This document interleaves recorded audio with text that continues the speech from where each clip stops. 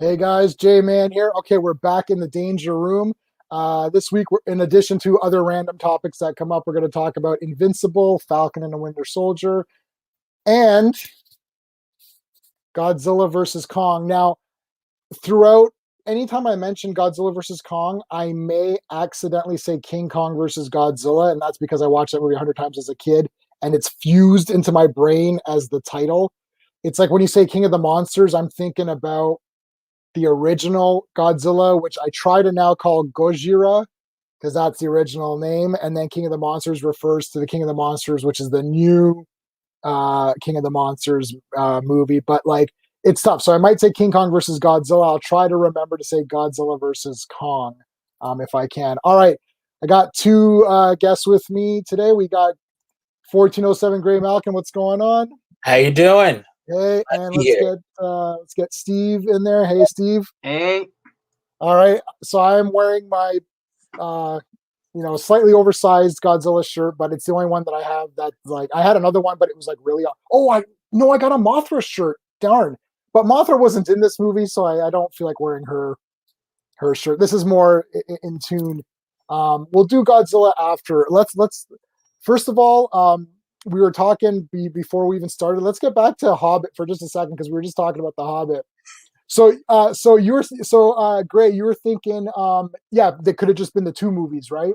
Right, absolutely. I mean, like doing a trilogy is just like, hey, we're not creative enough marketing wise to just do two movies because it's one book.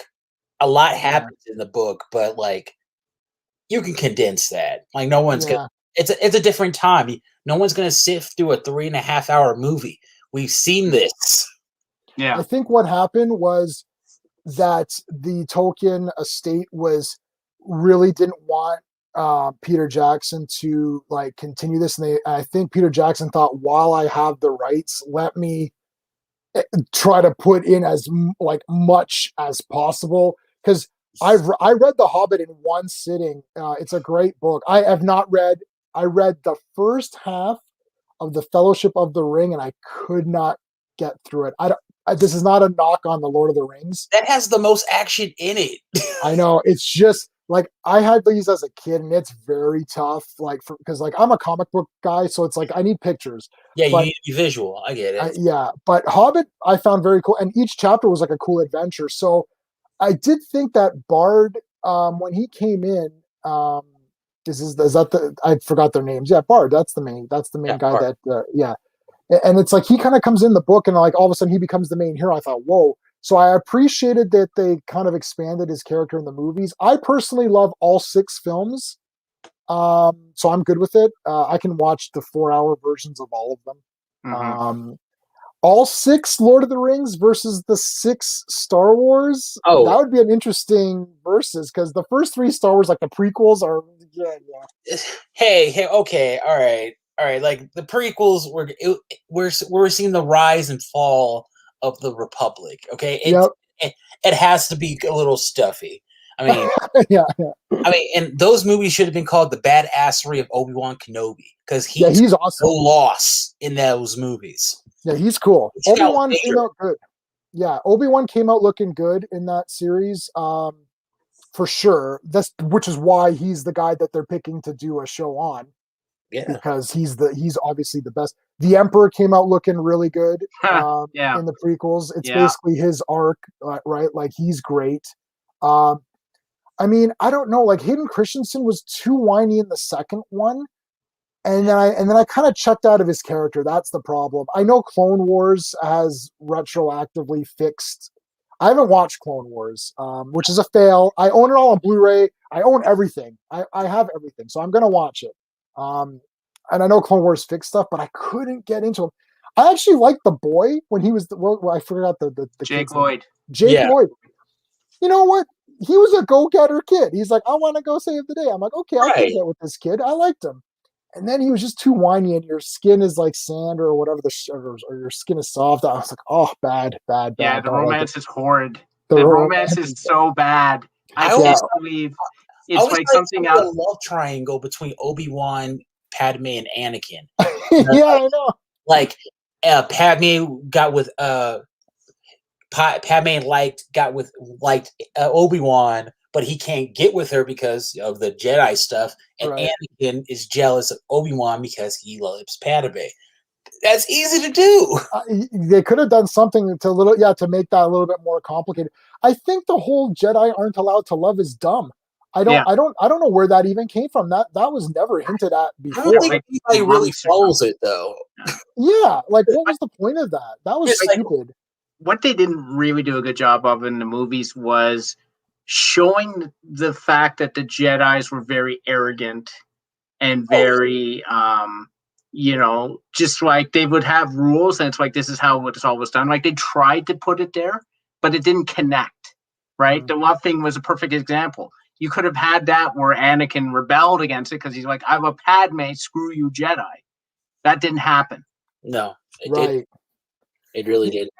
Yeah, and and the thing is like I've seen some fan edits of the prequels and shit. Like Phantom Menace, if you make that 90 minutes, it could be very killer. And like remove Jar Jar. Like check this out. You know what someone did? Oh my god, this is it works in every country but Japan, and I'll tell you why.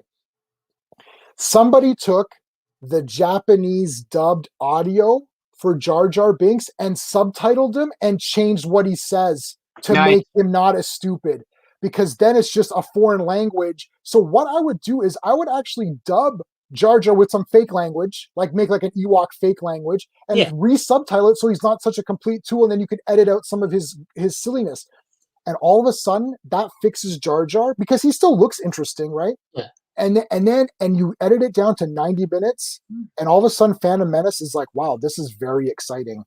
Because there's cool stuff in there. Yeah. Like Darth Maul is badass, obviously. Yeah, then he got killed by Obi-Wan Kenobi. Right. He takes no way. He's winning all the time. That was the one thing. I wish he would have stayed on as like the recurring villain for that. Now, everything with Obi-Wan in Attack of the Clones is the best. Like every scene with him is probably some of the best stuff in all of those prequels. But then every scene with Anakin and Padme is the worst. Yeah. It's atrocious. I just recently rewatched everything except the sequel trilogy, which I will not go back to watch. Wow. Like I'm done. You can't fix it. Not even for the Jedi battles. Come on, guys. We wanted to. No. I came into Star Wars. No. I came into Phantom Menace wanting to see Jedi battles, and I got epic Jedi battles. Yeah, those are good. Yeah, you got epic Jedi battles because JJ can shoot action. Unfortunately, he can't shoot.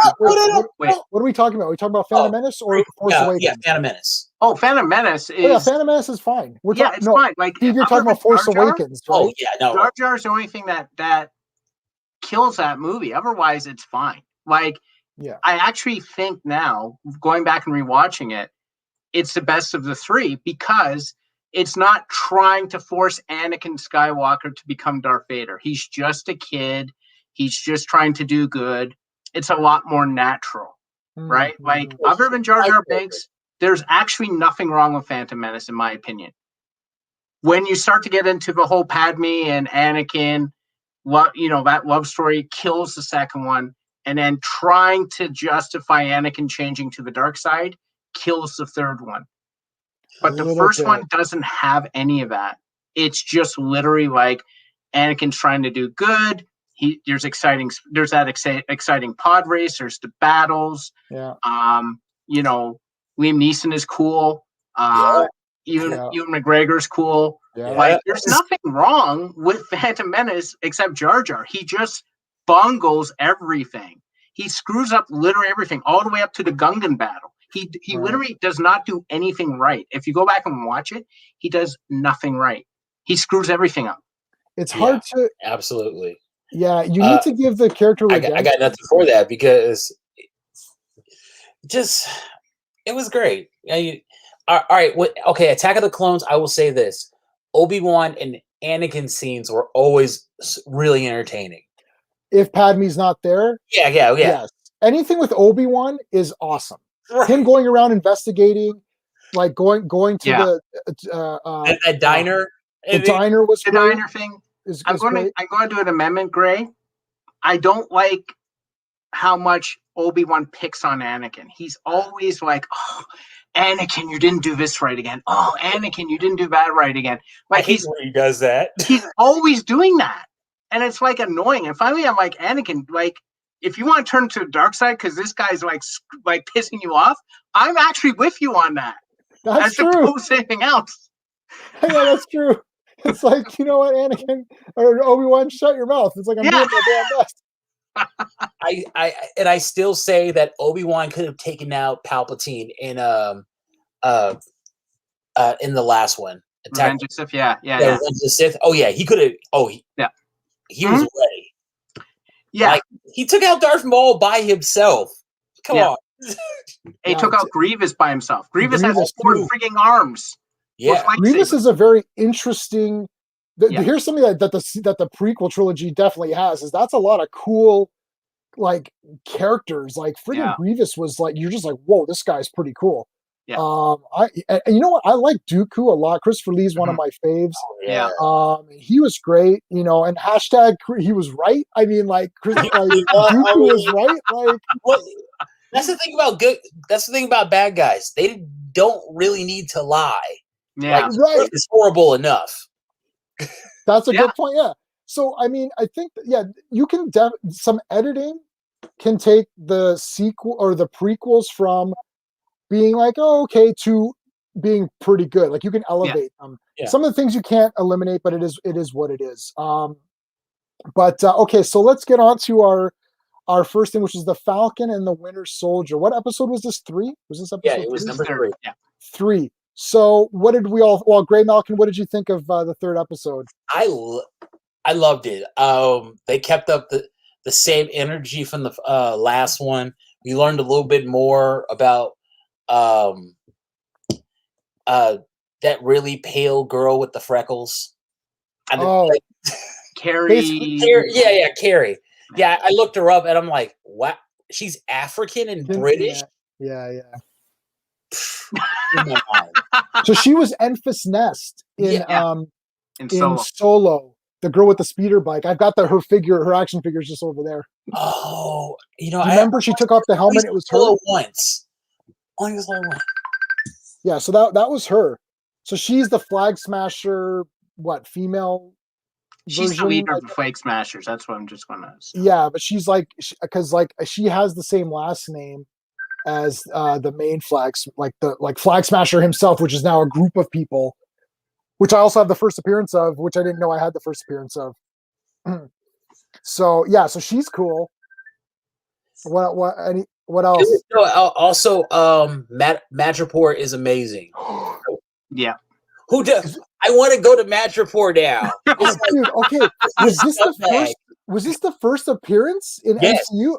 Yeah. When that title came up, I thought, oh my God, this is the first.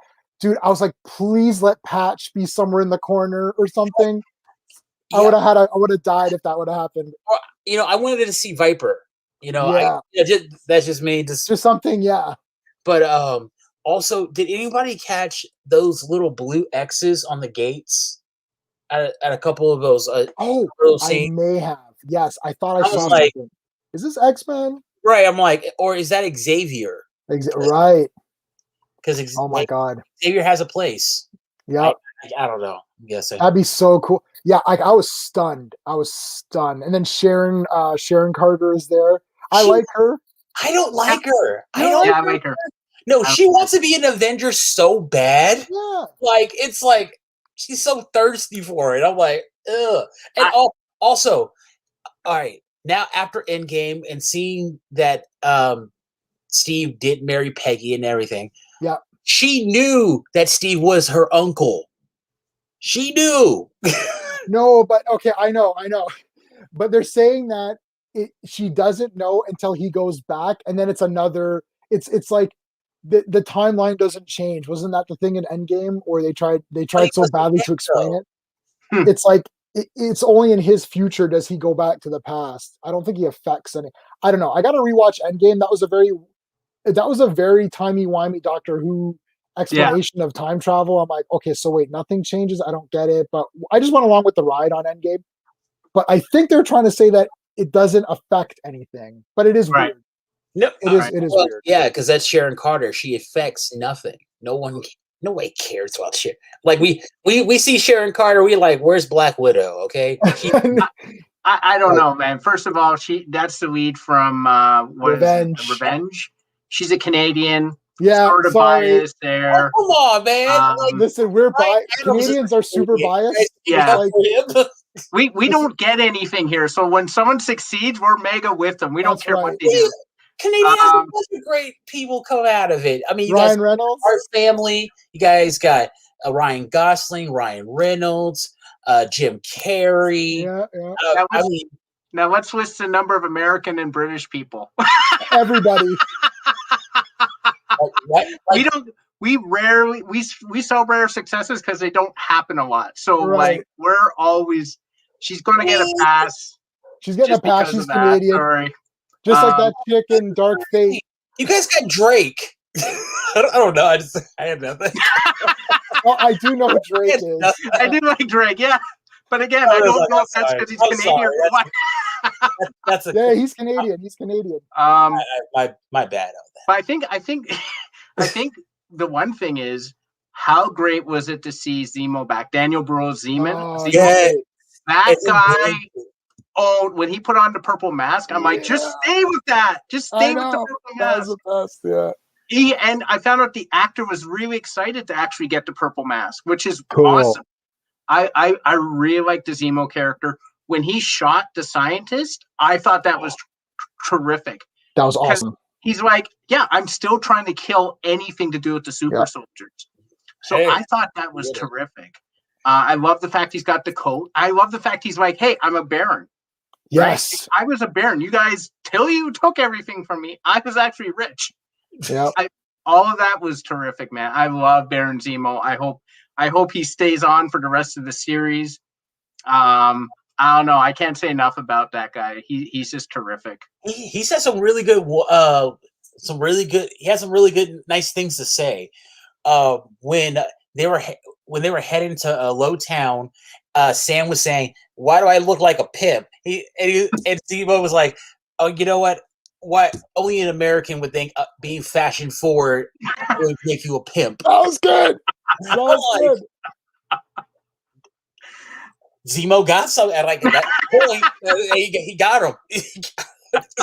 And like, okay, so like him.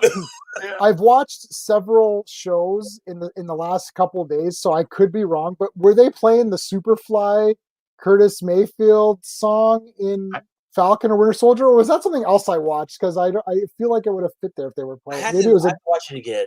I'm not sure. Maybe it was a different show, because I watched so many shows. I'm trying to think. I know I heard Superfly. I thought, oh my god, it's Superfly, because I have that soundtrack, and I'm like, oh. Anyways, but I just thought for some reason we went with the pimp thing. But also Zemo.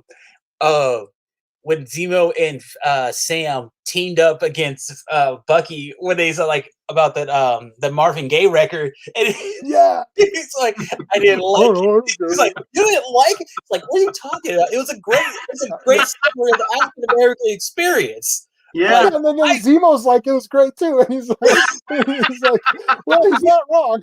He's like, he didn't say it properly, but he's not wrong. Yeah. He's like, I'm from Eastern European, and I liked it. Yeah. Yeah, that was funny. I like when they reference stuff, like even in was it Winter Soldier, where they're referencing the list of movies that Yeah. So did you know that they digitally altered that depending on what country it was in? Yeah, I can see that. I heard, right? Like, what'd they change? Like so, for example, like if it was like in Japan, it would have had like, Seven Samurai and Godzilla or whatever, and our version has like Star Wars and Citizen Kane or whatever. So it's like whatever country it's in, it would have been. They actually changed the movies to their. This is what I heard, that they changed it to their popular movies. You think awesome. Maybe they just like on the day of, they just had like different notebooks to like, hey, and they just could be redid that over. It would just. Yeah, but that's kind of cool, right? So depending on what country you're seeing it in, you're seeing a different like list of movies. Aren't American anymore; they're global. Yeah, it doesn't matter anymore. yeah, I liked all that, and I liked okay, so we had Agent 13, whatever, Sharon Carter, and now was the episode? Was this the episode where U.S. Agent, where the guy John Walker, where he spits on him, where he comes in and he's like, "Tell me what's going on," then he spits on his face, right? Yeah, he did. And I thought he's gonna snap right now, and then he didn't snap. So they're really saving this because it's like he's slowly. It's not like, oh, I'm just gonna go crazy. It's like he's like, do you know who I am? And it's like, oh, I don't care who you are. They spit on me. He's like, all right, yeah, we can't get anything out of this guy. And I thought, oh man, I thought he was gonna freaking lose his shit and destroy that guy, but he didn't. So it's slowly, just little bits are creeping in. The actor is starting to look like his dad. Oh, he is his dad. It's like, I know. I'm like, oh yeah, that's Kurt Russell right there. Yeah, right there. Yep. That's big. That's Big Trouble in Little China. Jack Burton. Yeah, like Jack Burton. Me. But everybody, as far as all the actors, they're knocking it out of the park. Yeah, they're doing great. I like Wyatt Russell. I've been following him for a long time, so seeing him get to this place is really cool. Yeah. He just has that face that you want to punch. Yeah. He's a great guy. He's such a nice guy, but you still want to punch him in the face. Yeah, so, he's good. I've been trying to power through my Captain America issues where John Walker is introduced. Andrew, what's going on, buddy? I'm going to throw a link in a bit. How you doing? And you can come on if you want to talk some Godzilla and Invincible and all that. I've been powering through the Captain America issues where Super Patriot John Walker becomes Captain America. Captain America leaves it. And this is all stuff that's been covered a little bit in Civil War and in Infinity War and that kind of stuff where Captain America leaves. It's sort of like the government is like, well, we own the shield. We own the brand, the costume.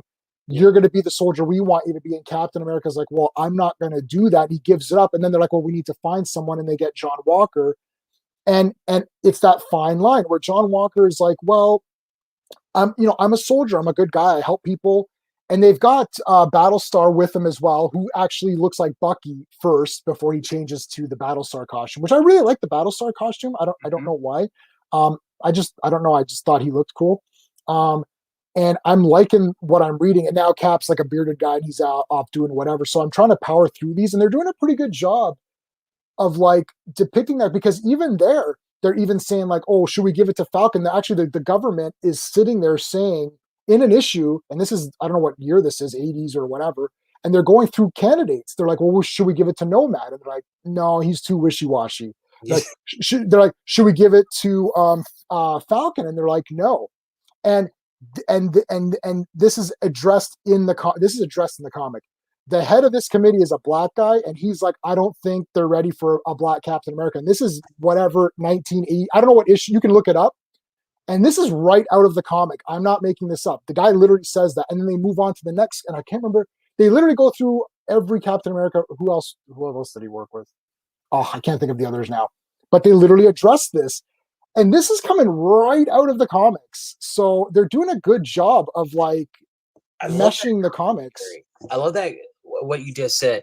When he said, like, what about Falcon? Like, yeah, we're not ready for a black Captain America. Yeah, and this is buy it. Yeah, and the head of this committee is a black guy. And so he's saying it himself. So I like that they're kind of addressing this, but not being too. I don't like when it's too heavy-handed and it feels like it's forced, because then you're like, okay, don't force. Sometimes, like, this is the problem with some of these other ones, like Batwoman, where it's like they're shoving it. It's become the plot. Yeah, it's hindering the message because it's becoming the only thing you've got to offer me. Whereas Falcon is a cool character and the audience is behind him. It's different when the audience is behind a character. Yeah, they have more passion for that character. And it's like, look, we love Falcon, so we're excited for Falcon. When you introduce somebody new and we don't know who they are, you're like, yeah, well, you aren't ready for, if it was a new character, you'd say, well, you're not Captain America. You're not ready. You know what I mean? And it's like, Falcon could do it. That's the point, right? Yeah. No, it was his choice to give back the show. And everyone's like, why would you give it away? and he said it's just a choice I make. Like, right. He said the symbol of Captain America was more than one person. Right. Right. So, and people don't understand that. And it's like, well, Steve chose you. Steve chose you. Well, yeah, Steve did choose him, but he chose him to carry on if he so wanted to. He didn't want to. He chose not to. Yeah. And I like Bucky saying, well, if he was wrong about your integrity or honor or whatever, that you can take this mantle, then he's wrong about me. Mm-hmm. I mean, I see where he was coming from with that, but I don't think he should equate that because Sam was doing what he thought was right. But here's the thing: I would have really liked to have seen, like, well, how would the world feel? What would the world do if they saw Falcon as Captain America? I know we don't even have the shield. I'm waiting on it. The show is so good. It's great. Sam and Bucky are hilarious together. They're hilarious, yeah. Just they have this whole Riggs and Murtaugh thing going. Yeah. Like, arguing all the time. Like, I hate you too. Like, yeah, and I hope they handle it. I hope they handle it well because I don't want them to turn this into some sort of pandering thing or whatever. I need it to be good writing. Stick with the characters that are true. Yeah. Even in the comic when they say that, they didn't even say that in the show. They didn't actually say those words. He just says, I don't feel up to it. So we can get behind him because you're like, yeah, you don't feel up to it. And then it's like, well, now that you've said that, we want you to be Captain America even more because you yourself are saying you're not up to it. The second someone says, I don't know if I can do this, immediate reaction is, well, we want you to try to do it. That's the thing. Well, this means he can lift Thor's hammer too. Yeah. I mean, Thor's hammer. Like we need to do a live stream based on who can lift up Thor's hammer, because I can lift it up and twirl it around no problem. I'm super worthy. It's like I bought a lot of Thor issues. Give me a break. At least you could do is let me lift the hammer. There wasn't any Falcon action in this episode. What the hell? No. We saw a lot. They gave us a lot. I mean, Madripoor. They gave up the Falcon action for showing us the beauty of Madripoor. Yes. Okay. I need the wings. That's how you have to say it now. You gotta do jazz hands. Madripoor.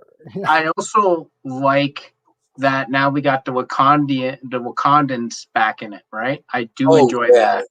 And he recognized their stuff. Like Winter Soldier recognized and he's like, just a minute. He's like picking them up. He's like, that was cool. I've been waiting for you and she's like, well, she's like, Zemo killed.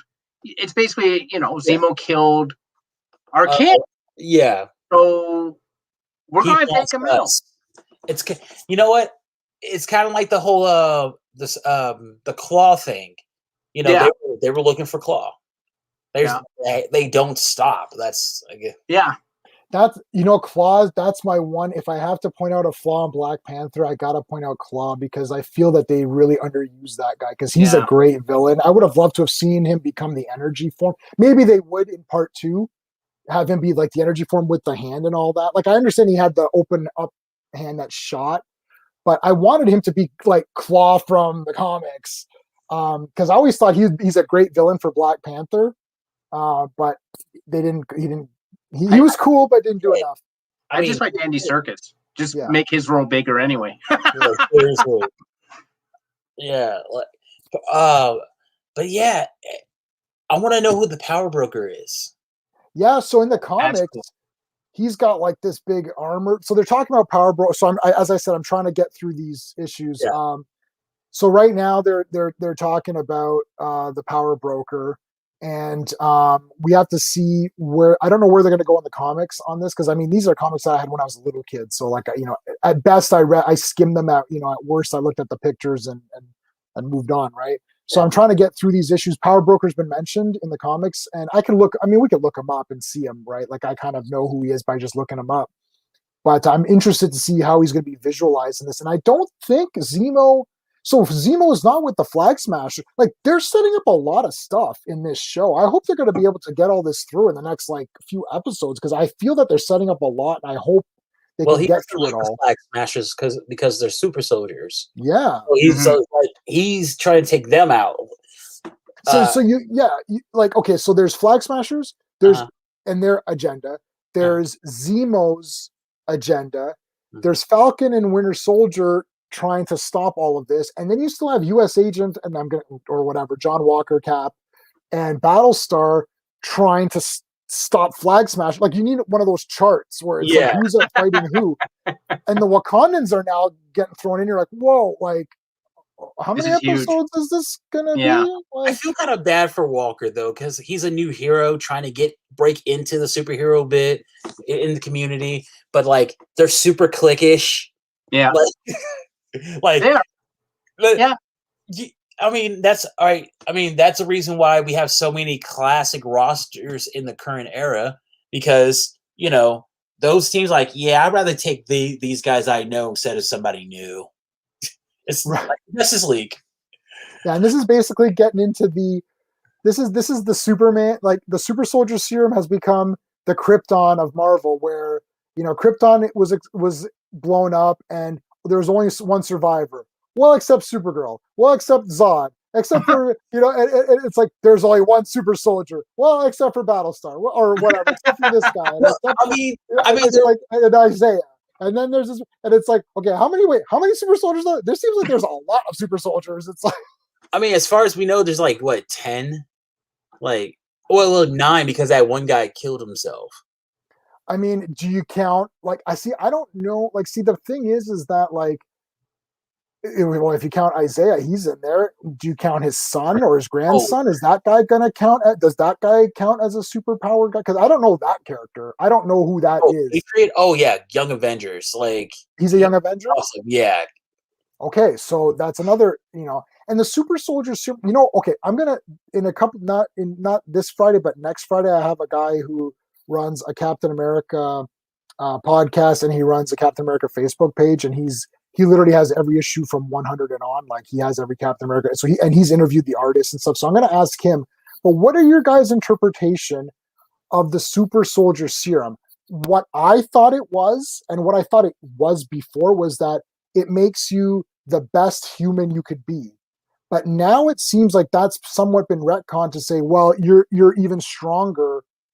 It's not like I'm a super athlete. It's like I'm stronger than I was. It's almost like I can beat up Spider-Man or close to it, because it seems like Captain America takes a lot of damage and gets back up. So I'm not sure what Super Soldier Serum means anymore. He did jump out of, in Winter Soldier, he did jump out of a plane to get into the water, which a real person would have. I don't know, but that person would have died, right? Guaranteed, yeah.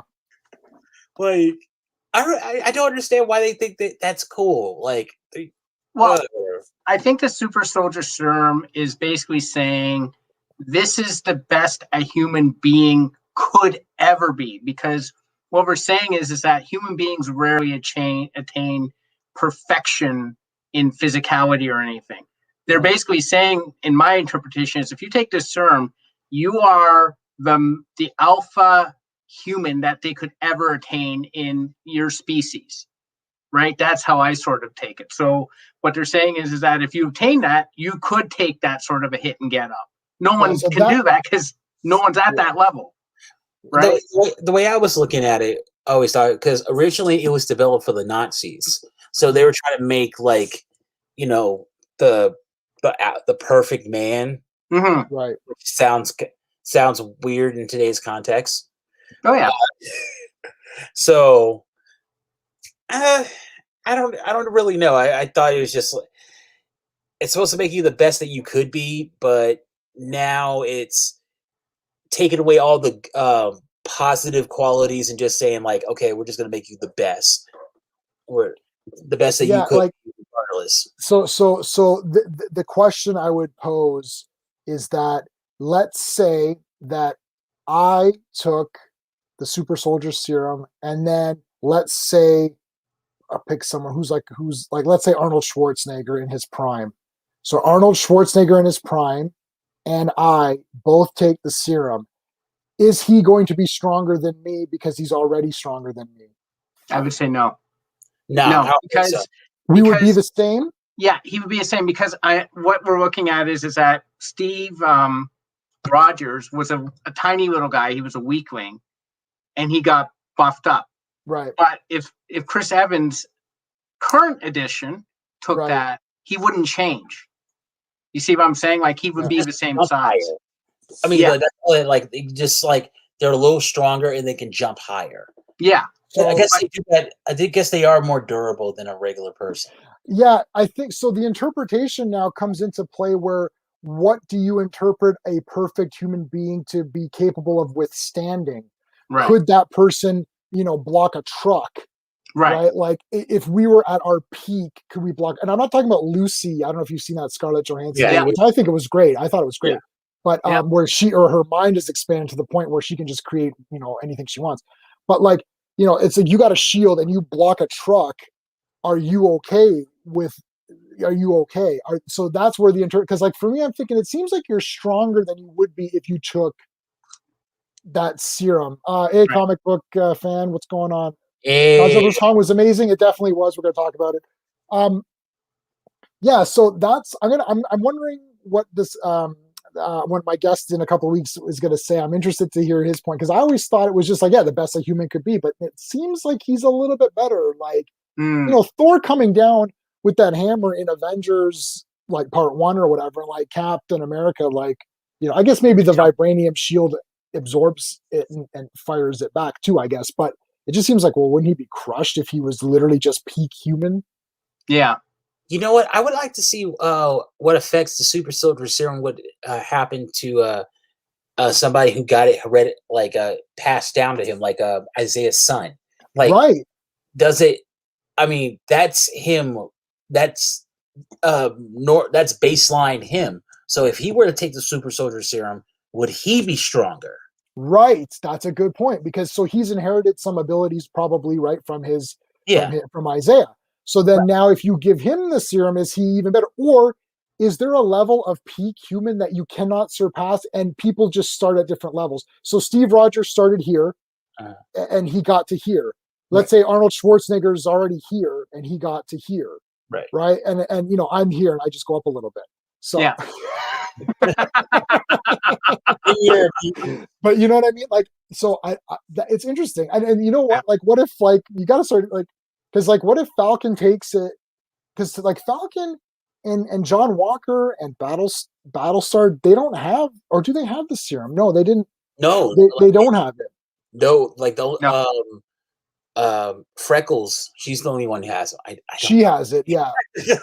Yeah, so we can call her Freckles. I forgot her. Yeah, Flag Smasher lady. Redhead Freckles. Freckles. Enfys Nest, alternate universe version or whatever. But yeah, overall, the show's great. I'm loving it. I like it. Sharon Carter's just tries so hard. And the fact that it's just like, you all forgot about me. Like, yeah, we all did.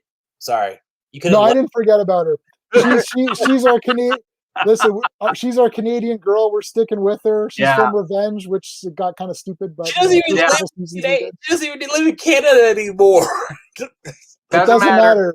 Doesn't matter. You can leave Canada, but Canada doesn't leave you. We had on the Alex Trebek and Michael J. Fox. They're in the States now. It doesn't matter. Yeah, it doesn't matter. Yeah. Well, Alex Trebek has passed away. I mean, true. But even when you pass away, you're not. You're still. Yeah, you're still a Canadian. Yeah, we have to hold on to it, man. Like I said, we don't have many of these, so we hold on to whoever we can. Heart Foundation, the Heart Families from Canada. That's that is true. Yeah, Bret Hart's great, man. Bret Hart's great. Amazing. You guys, I was watching live when Owen Hart passed away. I was watching that live, and they cut off TV and they cut. It was a surreal moment because they cut away and they were showing the audience in these weird angles, and I thought, what is happening? And I remember one of my godbrother who sometimes comes on. Yeah, so we're watching at home, and he's literally calling me. He's like, "Holy shit, Jay!" He goes, "You know what's going on?" I'm like, "What?" He's like, "I think something happened to Owen Hart. He fell and he hurt himself." I'm like, "What?" And then the rest of that pay per view was just a downer because it was they're trying to perform the show must go on, but it was really rough, and we're just like, "Oh my god!" Because I loved Owen Hart. I thought he was great. Owen Hart was amazing. He was amazing. Just great. Yeah, and so that was tough. Yeah, so Canada, there's a lot you guys bring to the table. I mean, I don't know what poutine means, but hey, whatever. That's a whole other country. I'm not going to judge you.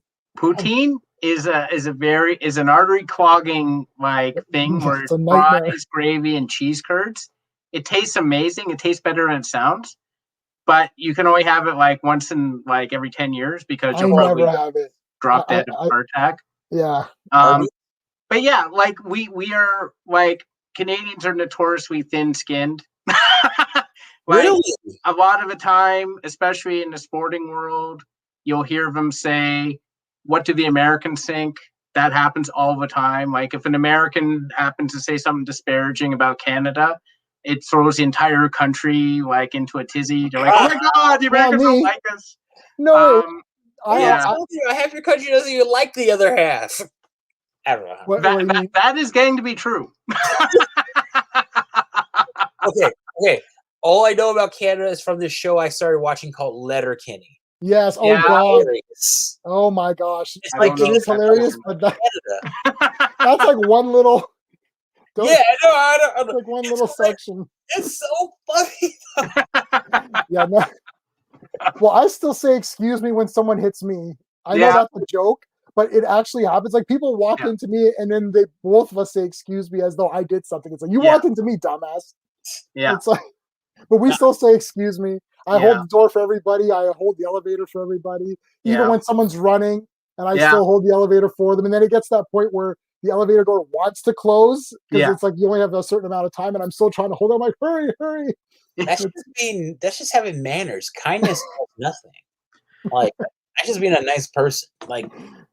As Americans, we're assholes. We're just jerks. Okay.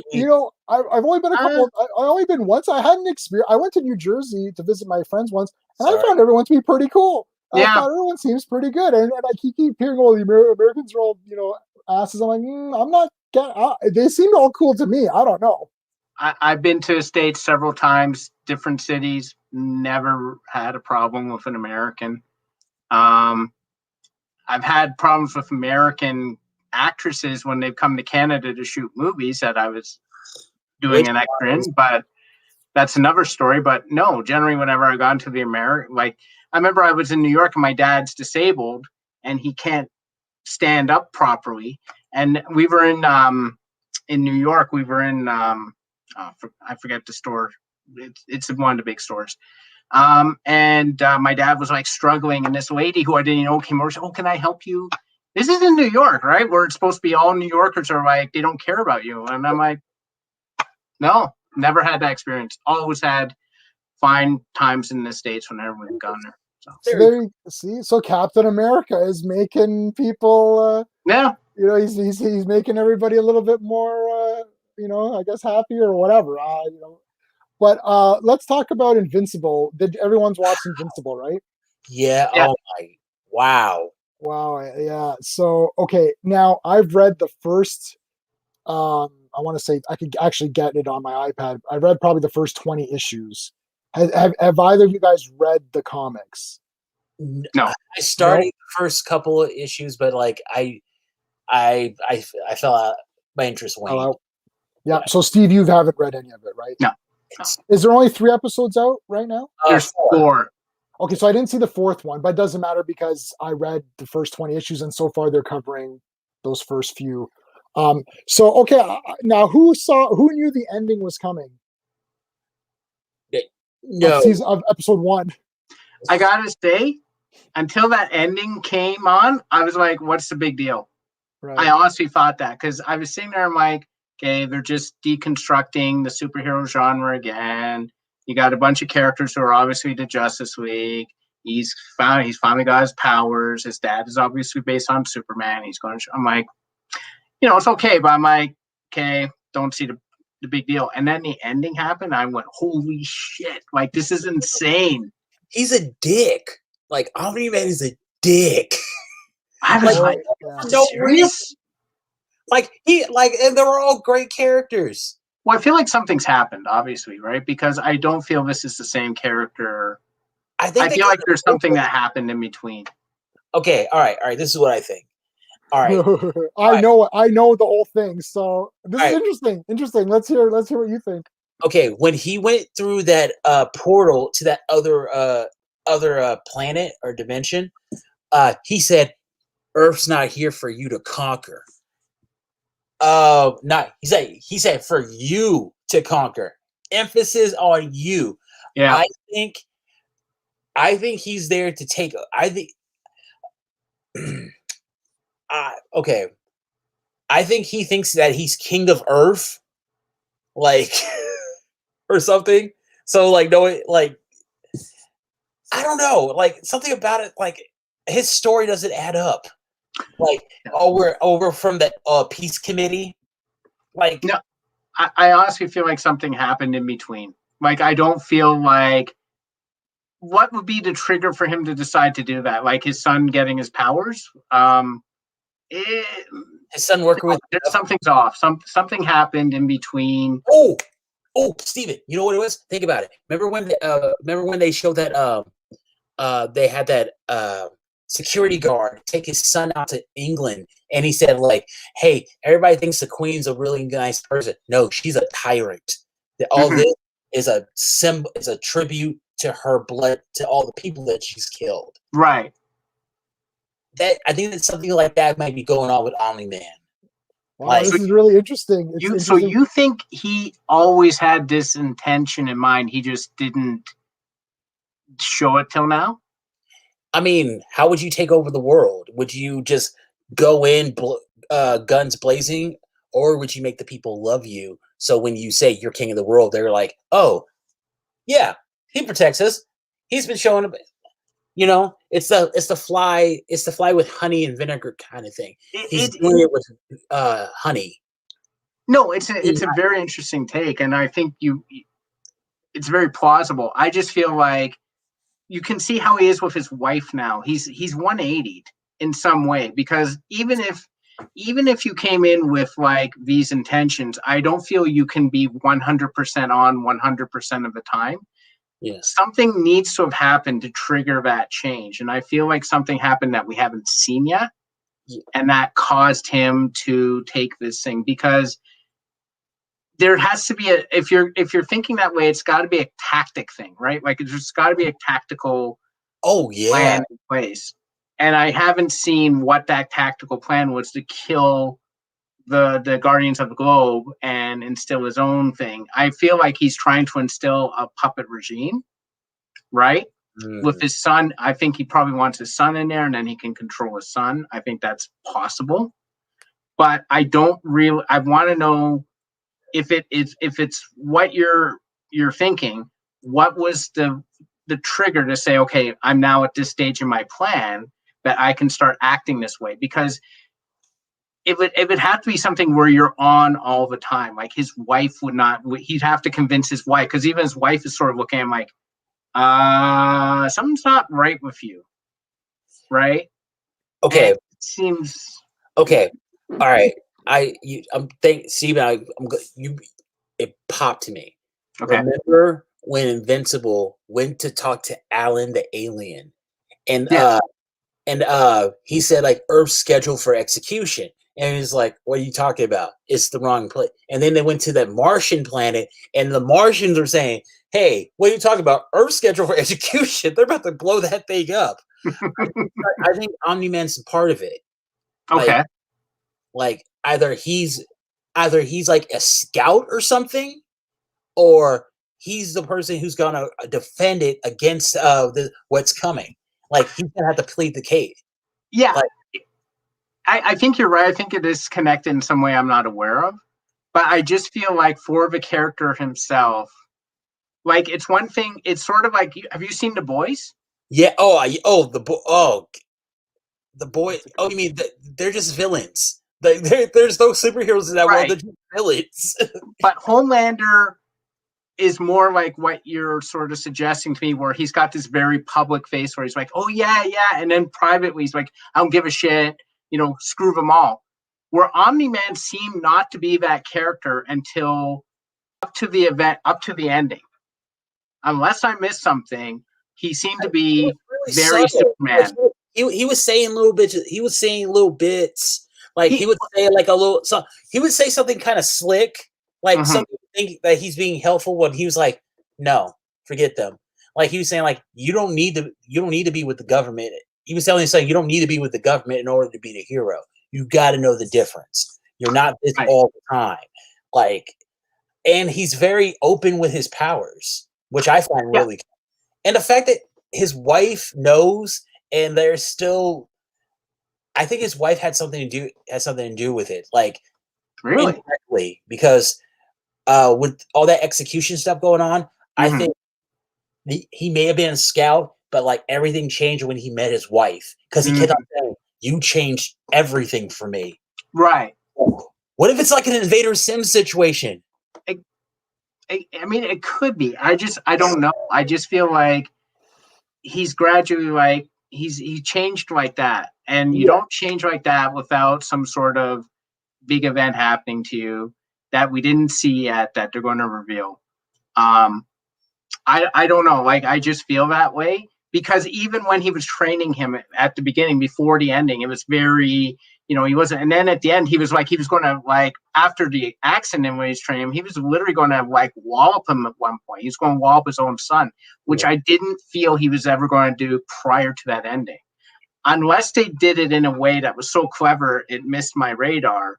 It just seemed kind of like 180'd, right? And I feel like if it was a tactical thing, it would be a bit more like Homelander, where he would let things go that were a little bit more like weird or aggressive or something, right? That you couldn't just call off and say, oh, that's just him being him, because you don't know who he is. So you can't ever say this is, Yeah, I him think being him. so. I just listening to you guys talk back, so I know the whole thing. I know everything. Are we close? One person is surprisingly very close. One of the two of you, which I can reveal or not reveal. But the thing is that the event of the Guardians of the Globe getting killed by Omni-Man doesn't happen till about, I don't know what issue number, but like 13, 14, 15, something like that. So up until then, it's normal superheroics, but it's actually done in a really good way. Like the way Steve was saying, it was like, well, nothing's grabbing me.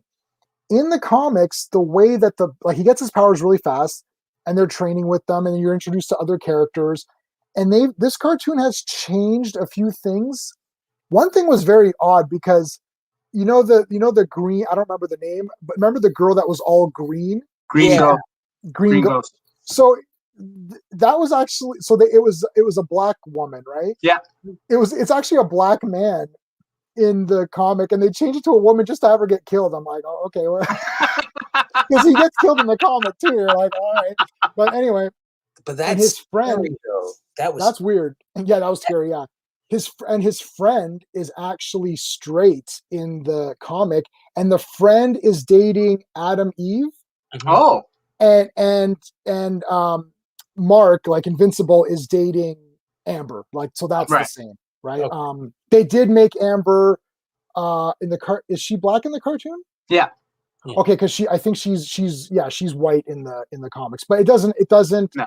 It's one of these cases where it doesn't really matter anything. Yeah, it doesn't matter. And I may make mistakes on what happened because I watched the cartoon. I'm like, oh, let me just power through all these. So I just like read 20 issues like right away. So I know the entire thing. I can spoil it or not if you don't want me to spoil it, I can, because it's actually, I'm very interested in how they do this in the in the cartoon, because they're doing a lot of storylines very quickly. Like those guys that those aliens attacking where they age very quickly, that's played out a few times. And when Omni-Man goes into the other realm, he's gone for like months. And there's like a whole thing. They don't show you this, but it's a lot of just telling you what happened, where it's like they depowered him. He was chained up for a long time. And then he was able to break free of his chains, and he started a revolution and like fought back. And then it's like this whole thing. You're like, huh, okay. And you're like, this is crazy. World War Hulk. Yeah, it was World War Hulk. And so anyways, and the thing is, like, the comic's really cool. Like, I'm really digging it. It's very easy to read. and all of the motivations are made very, very clear Yeah. with everything. So I can tell you or not. Wait, real quick, J Man. Yeah. Can we talk about the demon detective? Yeah, he's great. He's so cool. So he basically in the comics. So he doesn't have a tail in the comics, which is weird. He has a tail in the cartoon. I guess they wanted to make it more like a Hellboy looking guy. Yeah. So in the comics, it's like his entire investigation literally falls flat and nothing happens. It totally subverts your entire expectation. Like he's investigating and then he's like, oh, I know what happened. And then literally the character turns to him and is like, yeah, we know what happened. So he's like, oh, and then he just walks off. Like literally he's solving the big case and he's like, I figured out the answer. And meanwhile, the government's like, yeah, we already know the answer. We figured it out, but you see ya. And he's like, okay. And he just walks away. You're just like, oh, darn, he didn't do anything. I don't know what they're going to do in the they've made small changes, mostly in the timeline. Like he meets up with the teen Titans or whatever whatever they're called in this, and so he has a few adventures. So like things progress more like a comic book would, whereas this is very fast. Like there's an invasion, then all of a sudden it's like there's the robot guy robot needs to form a new team. Like all that stuff is like very, very like fast in the cartoon. It's a little bit more stretched out in the comic. And like when Adam Eve finds, she doesn't even see what's the guy's the blaster guy where he's with the girls who duplicate. Yeah. Her name is Duplicate or whatever. Right? Yeah, Duplicate and Rex. Yeah, so it's like the Rexplode, yes. So like the comic actually is less graphic. Like you don't see any nudity or you don't see anything. Like she just sees them and you don't even know what she sees.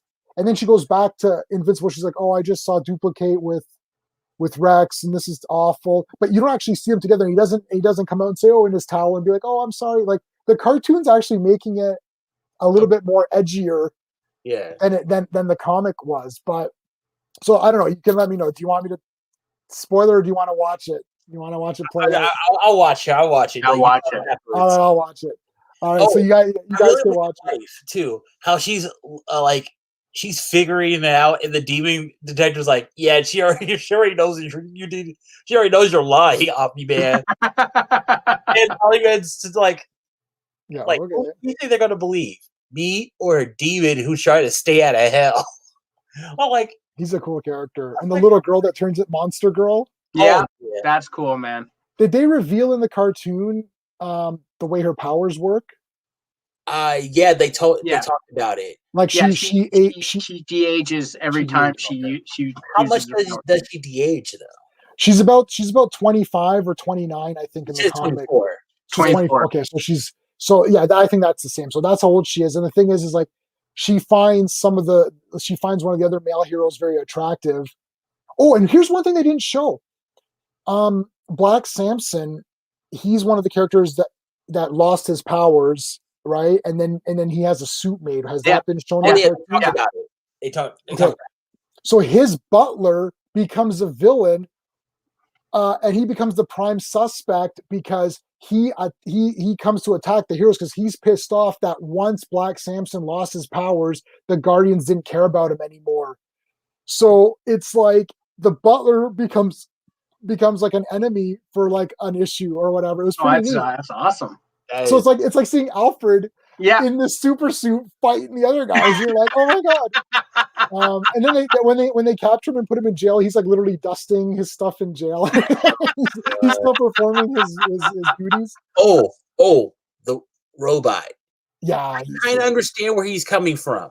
I want to see what he's doing because it seems like, okay, he's a hero. I get it, but he broke out the Clone Brothers. Yeah, but he seems like he has it under control. Like he's doing. There's a means. There's an end to this. For the greater good. Yeah, I'm okay with it. Yeah, I think what he's trying to do is he's trying to make a threat that the team can come together quickly to take out, but not a threat that's going to probably end the world. Like you saw them, they were doing stuff, but it looked like they were pretty handled pretty easily. He figures, Omni-Man's around, so worst case scenario, Omni-Man can take over, but he probably wants the team to come together quickly. and take on this new threat because there's nothing going on right now. So I don't know Robot's arc yet, so I'm in the same position as you guys for Robot, but I think he's a villain, based on the comic reading, because it looks like he's not just doing little things. It's like there's a lot of little things where me as a comic reader, I'm like, no, this guy's a villain or something. I cannot confirm or deny, which is why I'm telling you this. This is just speculation, so it's not a spoiler because I don't know. Okay. I think he's a villain because we're comic people, right? Yeah. Like I'm like, this guy is weird. Like, So that's an interesting question, though. I'm going to ask you both a question about a character because this is how I'm sort of seeing Robot, and I'm going to ask you if you consider this character a villain, Amanda Waller. Do you consider Amanda Waller a villain? Not really. She plays dirty, but she's not a villain. Yeah, I guess. Oh man, I guess not. But Robot, I think, is going to be a villain. You think so? Okay. Well, something just happened in the comics where I'm like, oh, this is not good. So, well, you're right. So I think he hasn't turned into a villain, but I think he is going to be a villain. I see the thing with Amanda Waller is this, like, you gotta, these superpower villains are in jail and they're a and like, it's the US government. We're kind of shady. We would, if there were metahumans out there, come on, they would totally use them in for sure situations. Like, that's just the name of the game. So like Waller, she's no nonsense. She's not gonna lie to you. Well, okay, she'll lie to you, but it's not gonna be anything that can get you killed. She'll hurt your feelings. She'll make you cry, but I think she's a reflection of the outside world, how they look at these villains. Like, we don't care about you. You want to kill us. Because look at every DC villain, they're a killer. They're killers. They don't care about life. They don't like look at Gotham villains. Like, these people go after the police. Like, can you imagine if we had Gotham villains in real life going after cops? Like, come on. Well, I think you're right. I think the crazy thing about the Suicide Squad is you're sitting there, you're like, oh man, Waller's doing these characters dirty, and then you're like, listen, this Deadshot, this guy kills people for money. Like, what the hell? I think that's what makes the Suicide Squad so interesting. Yeah. But like, you're right. It's just literally like you're sitting there and you're like, oh man, Amanda Waller, but you're like, wait a minute, this is Harley Quinn. Like, I just watched her kill children in like a frigging comic. Like, well, I'm not. Amanda Waller should treat them like crap, right? Right. Okay, so we won't. I won't spoil Invincible, but everything is definitely explained. The reasoning behind it, like all of that, is super explained. And the explanation is really cool. Like, in my opinion, it's really neat. And that guy that alien the one-eyed guy who comes to Alan, he's great. So he appears a few times. Like, he comes back in the comics, and he's great. He's like, and he explains his job and everything. He's like, oh, people sign up and they want to make sure that like their world is protected. So we come and we go around and he goes, I've got like a 5-year cycle where I go to different places and. He's like, oh, like Urath or whatever. He's like, Urath has been waiting for me. He's like, he goes, I don't want to get fired. It's like Earth. It's like, no, it's Urath. It's like, no, it's Earth. It's like, sure? How do you spell that? Yeah, that was great. And he's a great character. So he's definitely like, he's a good guy or whatever. Seth Rogen. That was Seth Rogen's voice. Seth Rogen. They got good voice actors. Yeah. Walton Goggins as oh my, yes, he was so good. That's great. I want him to be Nick Fury now. I really want him to be Nick Fury. He was great. He was great in Justified. I don't know if you're watching the show. Yeah, Justified. I love that show. Oh my God, he was the best. Okay, they were thinking about bringing that back. Okay, so let's do some Godzilla. So Gray Malcolm, you didn't see Godzilla versus Kong, right? You didn't see Godzilla versus Kong. I did not. I did not see it yet. Well, I mean, there's no spoilers. It's like it's like Mecha Godzilla. I can guess the ending. They fight. Somebody wins. And they walk away. And then we find out that like there may be even more monsters down there. Yeah, well, I mean, it fits the pattern of every team up, every versus movie where there's two main like protagonists. And I said this on several live streams that I was part of, and I said this earlier on. I'm like, it's going to be, because we already knew Mechagodzilla's in it. I'm like, it's going to be Godzilla and King Kong fight each other. Then they're going to team up to fight Mechagodzilla, and that's exactly what it is. So, now the Mechagodzilla in this one, so spoilers are in effect, guys. I mean, for everyone who's watching, whatever. If you're watching this later on as well, it's just spoilers. Look, you can't spoil this movie anyways because you want to see the battles. And this is one of these movies where, this is for all movies, and this is my thing on whenever you hear me talk negative about other superhero fantasy movies, this is the whole reasoning why. When a movie comes out, there's something that I call like a promise. And the promise is that when I tell you there's going to be a movie called Godzilla versus Kong, now you close your eyes and you think, well, what is that movie promising me? And you close your eyes and think, okay, well, there's going to be Godzilla, there's going to be King Kong, they're going to like beat each other up. It's going to be a pretty cool fight, you know, and he goes, well, they're both good guys, so I don't know who will one of them win. I don't know, you know, so maybe they'll fight this other monster. It's that kind of thinking. And that is what you get. So this movie fulfills its promise. Movies that are great could be considered movies that fulfill their promise, but go a little bit more. Right. So I don't know what's something I can think of. Like, I don't know. I'm trying to look around for like a movie that, let's say Conan. Shaft. 2000 Shaft. 2000 Shaft. Okay, so 2000 Shaft. It's like, I think that's a great movie. So the promise is like, well, we need to see Richard Roundtree. It's Shaft. He has to be related to him. I want him to be cool. He's got to be, you know, fighting the bad guys, taking the fight to them. No nonsense. We need the music, right? We need all of that in there. So do we get that? It's like, yes, we do get that. It's like, that's fulfilled the promise. Now the next level is, have you done anything more?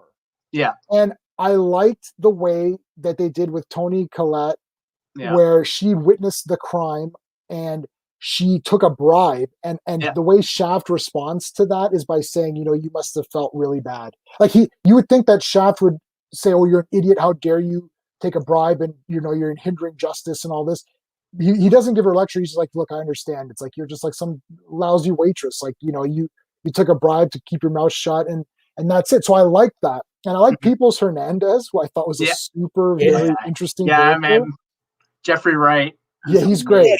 Man, he is racially androgynous. Like, I know. I know what that guy he does everything. He does everything. Man. He's terrific. That gave you, it promised what it delivered, but then it gave you a little bit more. So you're like, that was really cool. So there's movies like that. So this movie gave you exactly what it's promised. Did it give you a little bit more? Maybe a smidge more because you got Mechagodzilla as well. Because you thought you were only going to get Kong and Godzilla. So that was a little bit smidge more. But then it gave you the Hollow Earth stuff. I'm like, well, this is really cool. I'm like, I liked it, you know. So what were your thoughts, Steve? Yeah, same thing. Like I will say there was one tiny negative for me. Mm-hmm. And I'm going to also say something that was surprising. It wasn't a negative to me. I just didn't expect it. Right. The thing I didn't expect was this is essentially a King Kong movie with Godzilla in it. Right. Kong is the protagonist for sure. Be Superman, but like Godzilla is Batman. I would say I would almost reverse that. I think Batman is the star of Batman. Yeah, I would agree. Superman dies. Yeah, I would agree. But I this feel is for sure King Kong's story. It's his arc. It's his story. Yeah. You follow him. He's in it more. There was one point where I'm like, I haven't seen Godzilla in a while. Right. Right. Like, so for people who are expecting it to be an even split, and we've seen this stuff before. Freddy versus Jason. Yeah. Freddy versus Jason was a Freddy movie with Jason in it. Right. Okay. So if you're expecting this to be a Godzilla movie, like an equal part thing, or like more Godzilla than Kong, because Kong's had one movie that technically took place in the 70s, and Godzilla's had two movies that have taken place in prior, current timelines. That's not happening. This is a King Kong movie. So I'm going to say that. The thing that I found annoying, and I don't know why, I can't really put a finger on it, is for some reason I could not stand the Millie Bobby Brown character in this movie. Oh, she was in about that. She was in reports about that. she was in King of Monsters, but for some reason I was like, why is she telling this guy, Brian Tyree Henry, who P.S. is the only good thing in the new Child's Play movie at all. Like, really? See it for him. Don't watch it for any other reason because it's Right. garbage. Anyhow, He's he's also the good in best that part show. of that movie, 100%. But she's like, oh, you know, she's like, he's a big conspiracy theorist guy, and she's like, oh, you know, and she's like telling him what to do, and she's telling the other kid from Deadpool 2, who is way better in this movie than he was in Deadpool 2, telling him what to do. I'm like, who is this kid? Like, I know that they built her up in King of the Monsters, but not to the point that I was like, oh, she can just tell everyone what to do. And like she's an expert. yeah, like I don't know. Like, for some reason, I found her character really annoying in this one. I will say, too, it's great to see Alexander Skarsgård back. You know, Tarzan, and he's the Randall Flagg in the Stand adaptation. He's Randall Flagg, which still haven't seen it yet, but looking forward to that. I was glad to see him. Why didn't he talk to King Kong? Because Tarzan can speak to. Well, I mean, there's he a wasn't part Tarzan. I'm not going to try and spoil too much, but there's a part in this. I'm like, my God, did they watch Congo before they made this movie? Because there's a part in there. I'm like, this is Congo. And if you've seen Congo, you'll know exactly what I'm talking about. I know Congo. I just haven't seen. This is my wife who's commenting. Thank you. Love TV. I know you loved it. It's a great face off. Yeah, who's the king of monsters? I know. Who bows to no one? Yeah. Also continue the MonsterVerse. Yes, for sure. Yeah. So yeah. Well, my wife and I have been going through all the old Godzilla. I've seen them all. Each movie I've seen at least 3 or 4 times, and I've owned every Godzilla movie on VHS that was available on VHS, and then I own them all on DVD, and then I own them all on Blu-ray, and then whatever's on 4K. So I not only do I own them on Blu-ray and DVD, but I have multiples of each one on Blu-ray and DVD, where it's like it just never ends. I'm a Godzilla super mega fanatic. I have a toy from when I was a kid. It's on my shelf. It's a toy from really, really like when I was like 11 or something, and I still have that toy of King Kong and Godzilla. So I loved it. Anyway, sorry, Steve, continue your thing. No, that's okay.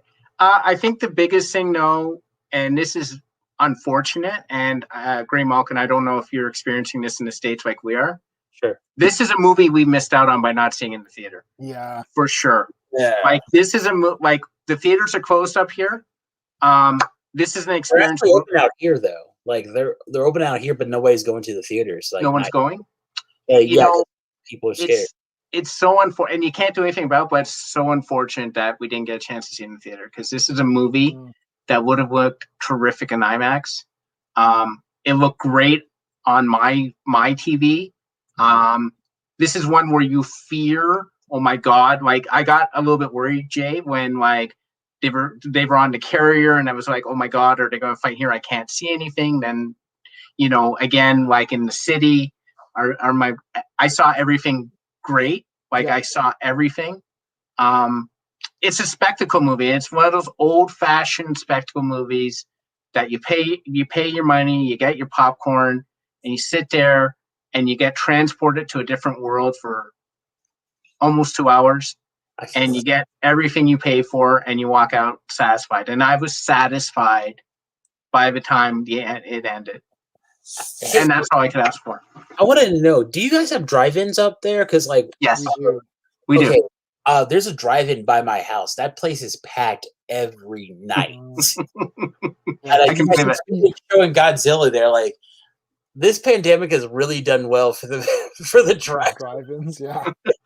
Well, I mean, like, I liked all of the MonsterVerse movies that have come out. I understand where each movie is coming from as it comes out. I will fight for each movie against people that don't like it if they want to have a discussion on why I like it, why they don't like it. I am a fan of all kaiju stuff. I'm collecting every Ultraman season that comes out. I have every Power Rangers that's come out, every one of them except for Beast Morphers, which is just most recent. So I've got like 15 seasons of Power Rangers or whatever it is. It's been going forever, yeah. Well, as long as Super Sentai has footage, they can go on forever. I have all the King Kong movies. I have all the Gamera movies. And like, I mean, like the Showa era of Godzilla, I can pull this out right now. That I've got like this thing. Oops. Whoa, that's amazing. So this has all the amazing. Showa eras. That's the Showa era Godzilla. That's the complete collection of that. When I show you the Gamera collection, I just knocked down Rodan. Sorry, Rodan. This is the Gamera collection. This thing is a murder weapon. It is so heavy. That's a phone book, man. It's crazy. And then my entire collection is down here, and I have 2 shelves. I have so much Godzilla stuff that I have 2 shelves, and then I have a file box. I have a complete file box of just doubles. Not so just ones where I have it twice. I've got that too. So Godzilla is my bag. And I like this a lot. And the thing is that each movie got a little bit more. Each Godzilla movie got a little bit more crazy and more fantasy oriented, which is, I think it's good. This whole Hollow Earth thing, like, are we going to see Megalon for Christ's sakes? Holy crap. Like, I think with these Godzilla movies, I think with all these versus movies, they need to take away the human aspect. We just need to get this and just tell the story. Because, I mean, like Steven, what you said about Freddy versus Jason, they were fighting over some kids. This wasn't really a fight. This is just like, hey, bro, you're on my territory. No, bro, this is a territory. That was a territory dispute. Yeah, I know. Yeah. And I saw Freddy versus Jason 3 times in the theater. When I went to the States to visit my buddies, I saw Freddy versus Jason, even though I'd already seen it. Like, I'm like, I'm just gonna see it again.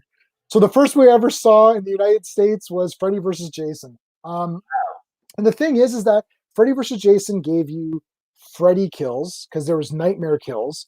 Then they gave you the Jason over the top gory kills, and then they fought each other. And I'm like, well, this is perfect. We got to see Godzilla wreak havoc. We got to feel sorry for Kong. There's a little girl in it who I believe is deaf in real life. Yeah, she is. Dude, she's doing sign language with King Kong. Okay, that's the best ever. That's the damn best idea Congo, ever. Wasn't it? Sorry? That's what I said, Congo. The Congo, yes, from Congo, yeah. And I love Congo, Bruce Campbell. But anyways, it's like, I'm like, this is great. Like, and Kong is, responding. I'm like, this is so cool. So Kong has to be the good guy because he's never depicted as a villain. Godzilla has been villain hero. Starts out as a villain. After Godzilla, after Ghidorah, the 3-headed monster, he becomes a hero for the remainder of the Showa era. Once you hit the Heishi era, he's then a villain again, but there's always seems to be a worse monster. So he sort of pseudo becomes a hero-ish. He's a bad guy. In the Japanese ones, he's most often depicted as a force of nature, which is considered bad because he's doing damage. Mothra is always either misunderstood or she's a hero who fights the villains or whatever. Ghidorah, except for one movie, I believe he's always a villain. And sometimes I say Ghidorah because that's how they used to spell it, like Ghidorah, but now it's Ghidorah. So I always say it the way my childhood way of saying it, which was Gamera and not Gamera and Gojira. It's like that's the real way. But anyways, Ghidorah is always a bad guy, except for in one where he's the protector of Earth, which was like an awesome movie where Godzilla actually has white eyes. He has soulless white eyes, and he is an absolute bastard in that movie. You should all watch that. That's GMK, I believe. You should watch that. It's great. But anyways, like this was a great fight. And then when Mecha Godzilla shows up, like, holy fuck! Like Mecha Godzilla is crazy. Yeah. And it's like he's like he has a ton of arsenal. Like he's shooting the crap out of like everybody and just like missiling them and like, oh my god. I mean, Hong Kong is obliterated. I've never like it was obliterated even before he got there because like King Kong is throwing Godzilla through buildings and stuff. I know. It was a rescue effort. Like how many people died? Everyone died. Hong Kong everyone died. How does this happen in the States though? How come it always has to happen in some Asian country? Don't worry. Something happens to an American city at the beginning of the movie as well. Yeah, and King of the Monsters destroyed a lot of good stuff in the States too. So okay, all right. I didn't know that. Yeah. King of the Monsters. There's a lot of King of the Monsters because there's so many monsters. it just like everyone gets destroyed in that. So it's every place gets beat up, and Rodan does a lot of great damage too. Rodan is awesome. But like from my perspective, and like Jay, you would know more than me, obviously. But like what I like is that you're getting the characters you would want to see. You would want to see what an updated King Ghidorah would look like. You want to see what an updated Mecha Godzilla would look like, and they're giving that to you. They're giving it to you, and they're not cheaping out. You get a nice bit with it, those characters. So, I mean, I'm excited for this to continue. I hope it does. I want to see what they come up with next. And it's great to introduce these characters to a new generation in this way. Absolutely. Yeah, and they're respectful. Like, so Ghidorah is an alien, so they've introduced alien monsters. They have the Hollow Earth, so now you can do Megalon and those kinds of other characters. Yeah. So Gigan, Ghidorah, aliens, right? Megalon, somebody like a Mothra, an Anguirus, Rodan. Rodan's comes out of the volcano. So it's like all of Infant Island has Mothra. So all of those things can happen as well. Plus you have Hollow Earth. So they've literally created this open-ended story where anything can happen. Now, humanity must be go ahead. Out. Like, there's nothing we can do. We all we have to do just stay away from the coastal cities. That's all. So actually, you've hit upon the storyline. So the storyline in this is that this super rich, mega corporation guy, whatever, he makes Mechagodzilla, and he's making it to fight the other monsters to say that, look, we are going to be the alpha predator on this planet, not King Kong or Godzilla. Okay. Now, Mechagodzilla has been interpreted different ways throughout different series. In the Showa era, he was an alien creation. He actually had Godzilla, like in this movie, he looks like Godzilla, and then the flesh gets burnt off and he's metal underneath. And then later on in the Tokyo SOS, this is the Millennium era. There's two movies, which is it's called Godzilla Against Mechagodzilla and Godzilla Mothra Mechagodzilla Tokyo SOS. That one, check this out. Every Godzilla movie except for Shin Godzilla, every Godzilla movie continues either in succession or it continues from the first one from the 50s. When they rebooted Godzilla, they rebooted Godzilla in the 80s and they ignored all of the movies except for the first one. Okay. So, and because he became a good guy and they didn't want that. And then in the Millennium series, they ignored all the other ones. So in 2000s, they continued from the first one. Right. Shin Godzilla was the only one where they said, we're starting from scratch. You forget them all. So in the Millennium series, the Earthlings, like humans take the remains of the original Godzilla and build Mechagodzilla over top of that. Yes. So they get the skeleton of Godzilla and build a Mechagodzilla on top of that.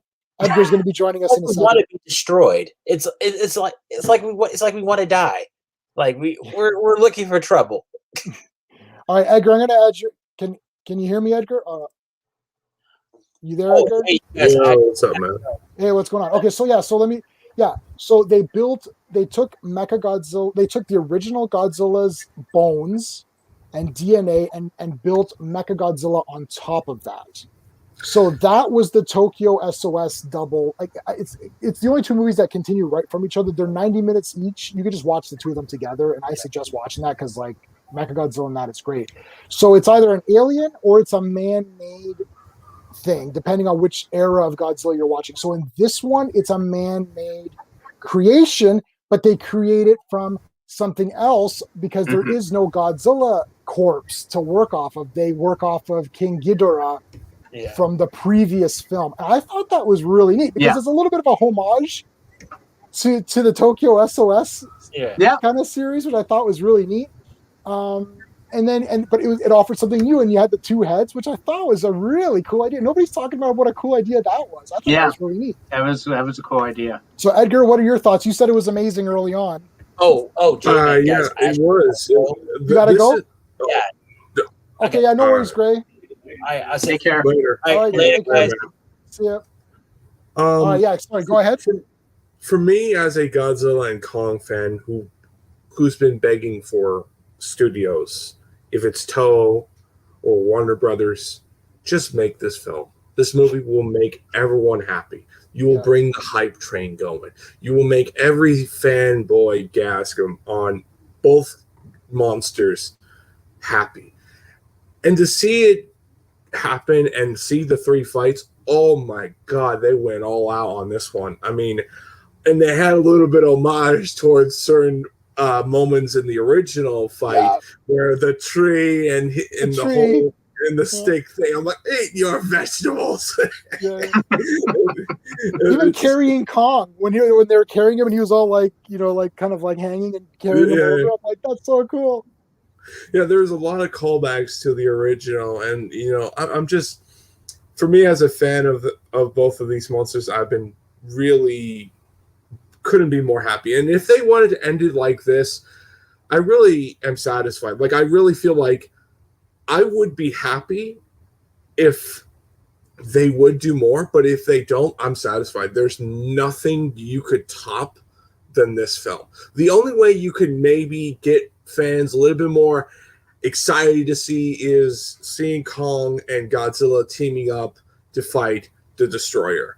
And that's the only thing that people kind of thinking, well, you kind of established these two monsters as the Omega and the Alpha, and you're kind of thinking where this is going to go. And the only thing that could reach is Destroyer. And after that, I think you kind of done everything. You have the humans try to fight the monsters.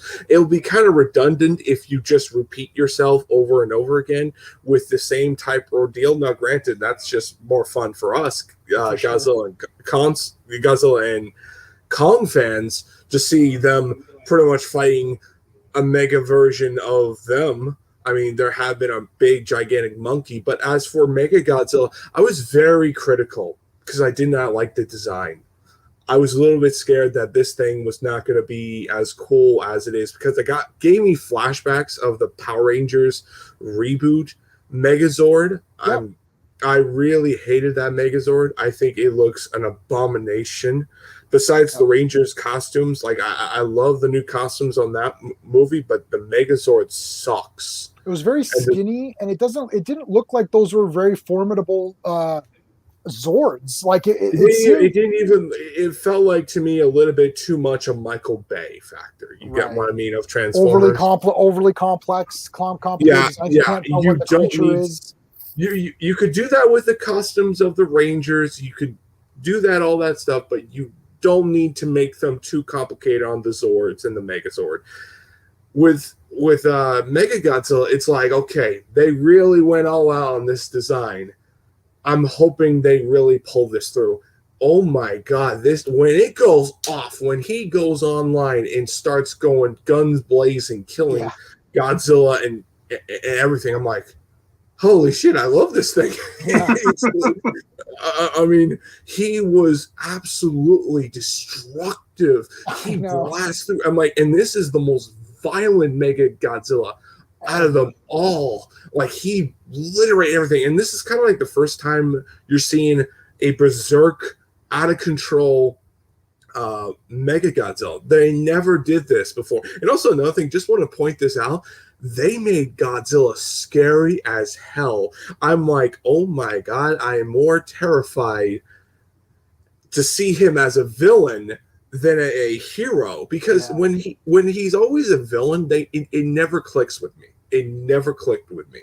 I just feel like he's a guy, or he's a monster that really should just be taking the bad guys, the bad monsters out and kind of be pretty much saving the day.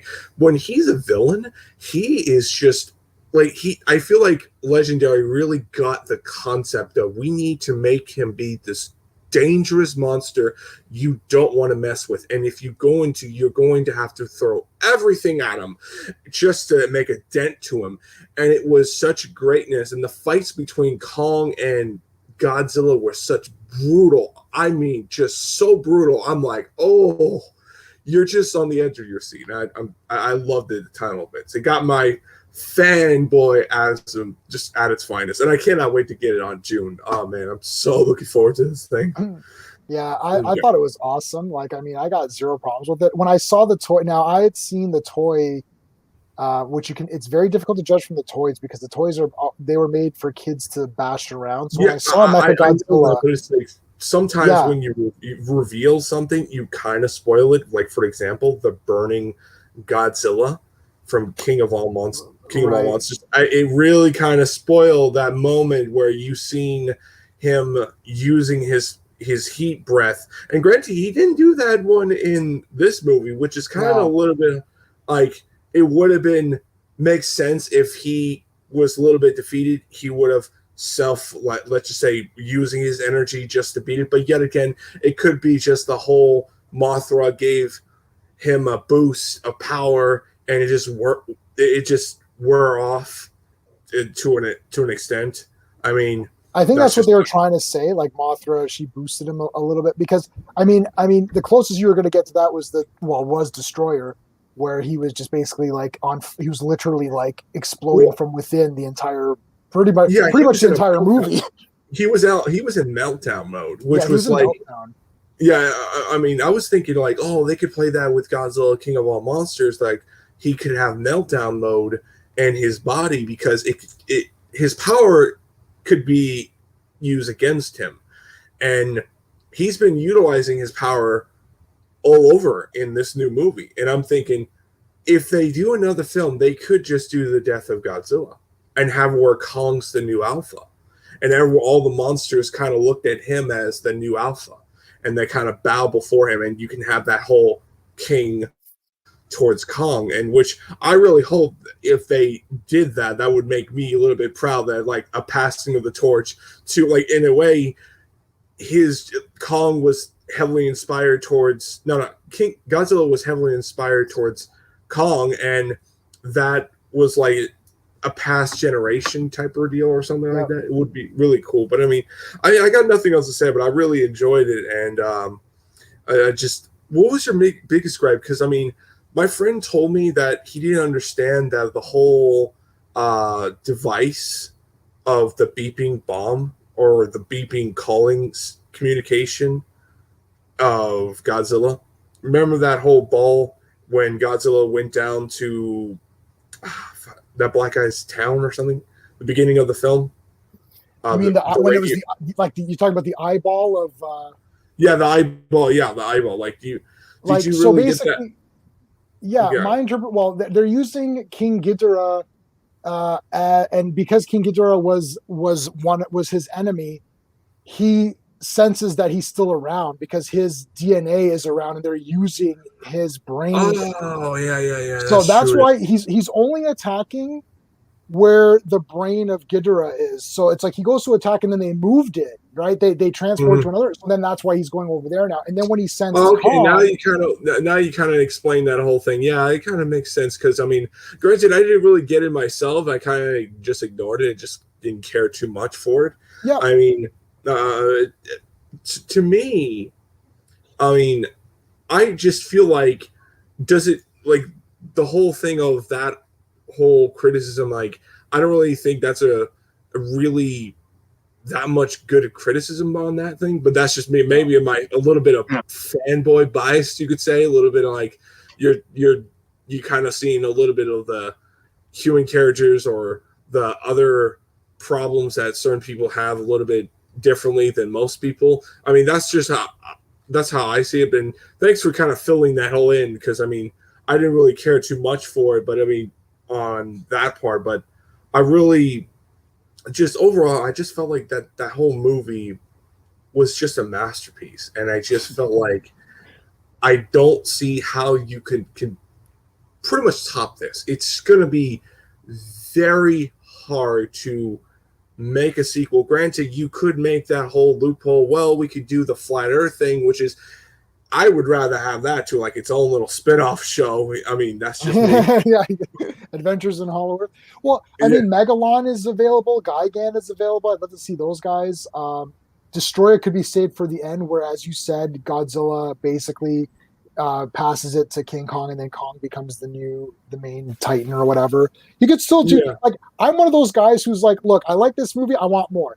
Until I don't like it, keep making more. And even if I don't like the last movie, I'm always going to come in for any Godzilla stuff. Do you think Toei might renew the contract? Because I mean, I don't know they will, because they want to do their own cinematic Godzilla universe. Now, I liked was that we had, we sort of had, the Millennium series, and then Final Wars ended, and then we got the 2014, and then we got Kong or whatever, and then we got Shin Godzilla. I love Shin Godzilla. I think it's a bloody masterpiece. I really was not a fan of it. My biggest criticism is, yet again, it's my biggest gripe, and granted, it's not the movie's fault. It's just I'm not a fan of it on the whole concept of Godzilla being an enemy. I never really like. I always, maybe I grew up with a time period of Godzilla was always the hero type of monster, and that's just how I see it. When I see him as a villain, it just kind of really. There's not much you can go with it. It's like, what can you stop a monster that really is literally unpenetrable?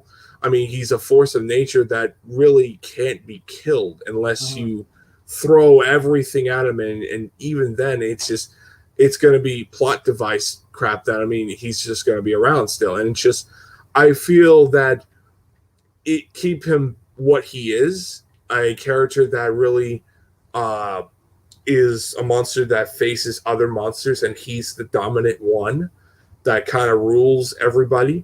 But that's just I see. Yeah, remember too that Shin Godzilla is a complete reboot from scratch, and the original, like, it doesn't continue from Gojira. Gojira, the first one, he's a force of nature, he's a villain. That's the point of it. And then in Ghidorah, the three-headed monster, is where he turns good, where Mothra convinces Rodan and Godzilla to join up. And then from that point on, he's a good guy throughout the rest of the Showa era. When the Heishi era begins, he's still a villain, but there's always another monster that comes around that seems to be more threatening. So Godzilla defeats that, and it kind of is like, well, he sort of saved the Earth, but he almost saved it in order so that he is the dominant force.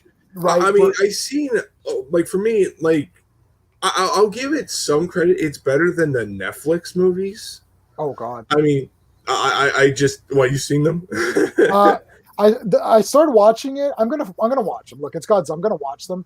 But honestly, they're not really about Godzilla. And like King Ghidorah being that energy dragon. Yeah, I'm not really into that either. I was like, for me, I watched them, and it's like, you get a little, it's cool on certain aspects. There's a lot of great ideas. The whole concept where Godzilla looks at us as the enemy to pretty much protect the Earth, and you find out all this crazy stuff, which I like. Crazy storytelling. It makes me looking forward to certain things and certain plot twists and all that stuff. And it just, I really liked a lot of things on the Netflix movies, but there's a lot of things they really disappointing. That's just all I'm going to say.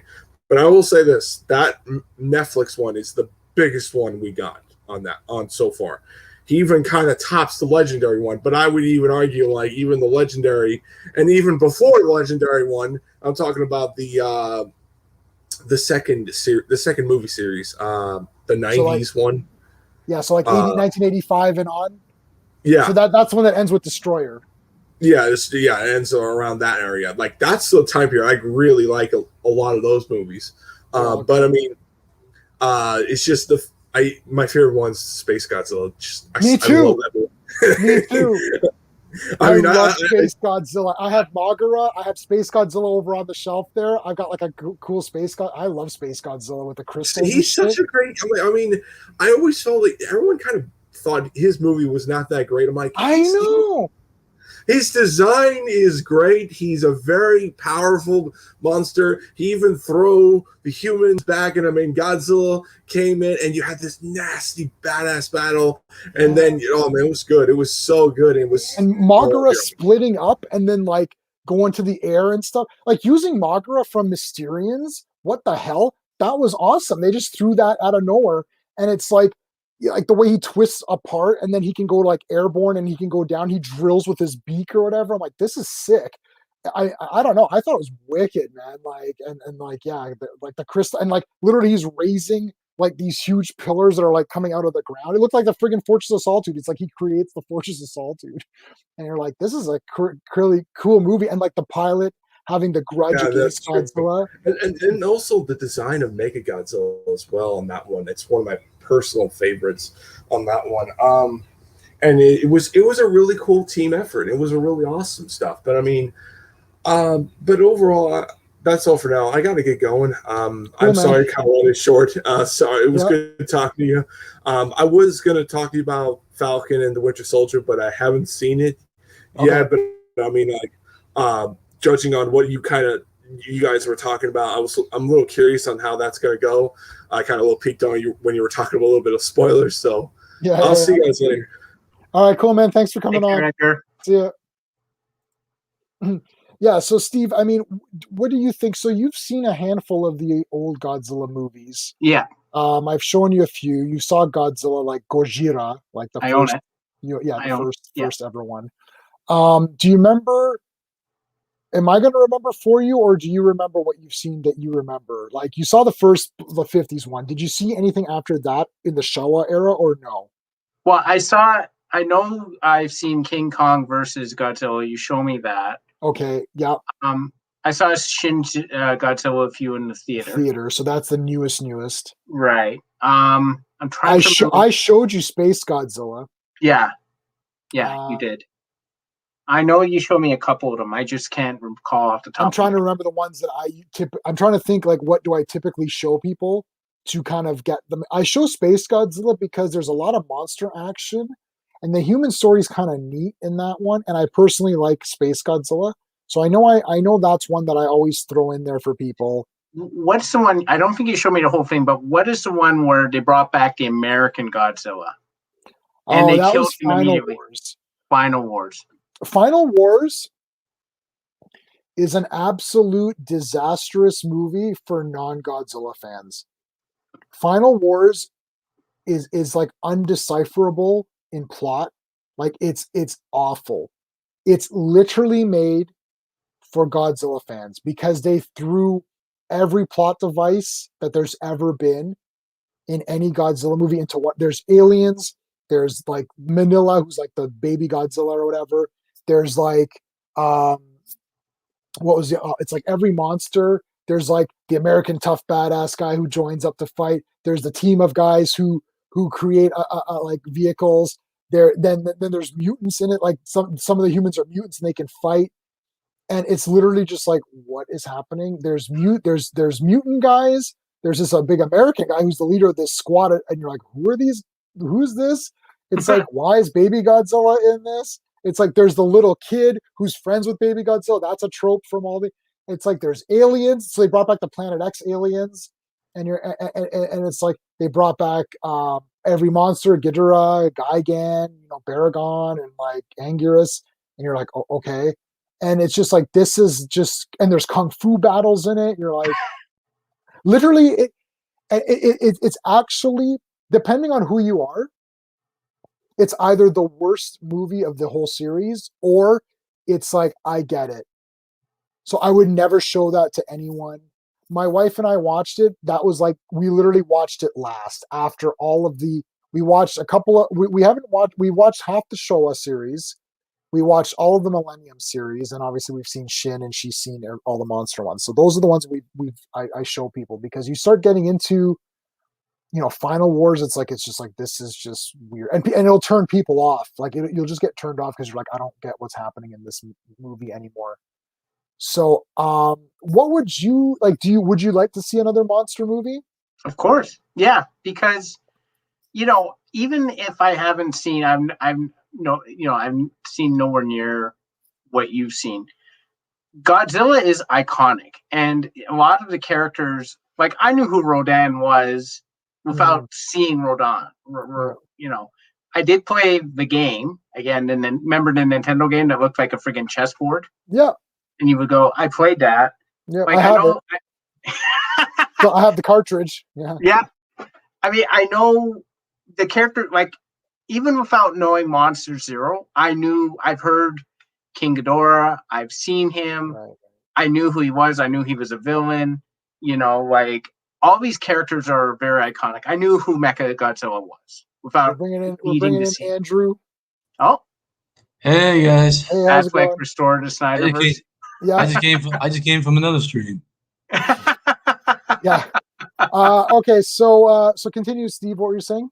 Yeah, so I feel like you should go back and watch the originals, but like these characters have now superseded whatever movies they were in, and they become just iconic across the board. So that if you throw Mechagodzilla into a movie, if you have any idea who Godzilla is, you're talking about the movie? Oh, I'm not seeing it until tomorrow.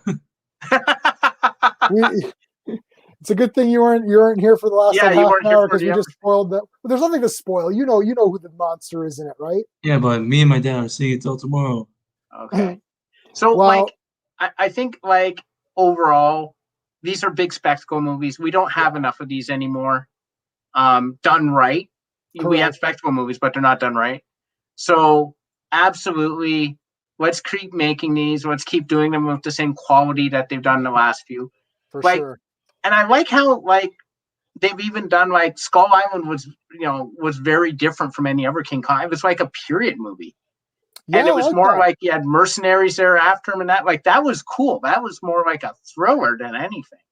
They needed him to grow because they said he's still growing, right? So that's why they set that one in the 70s so that he could finally grow to the size.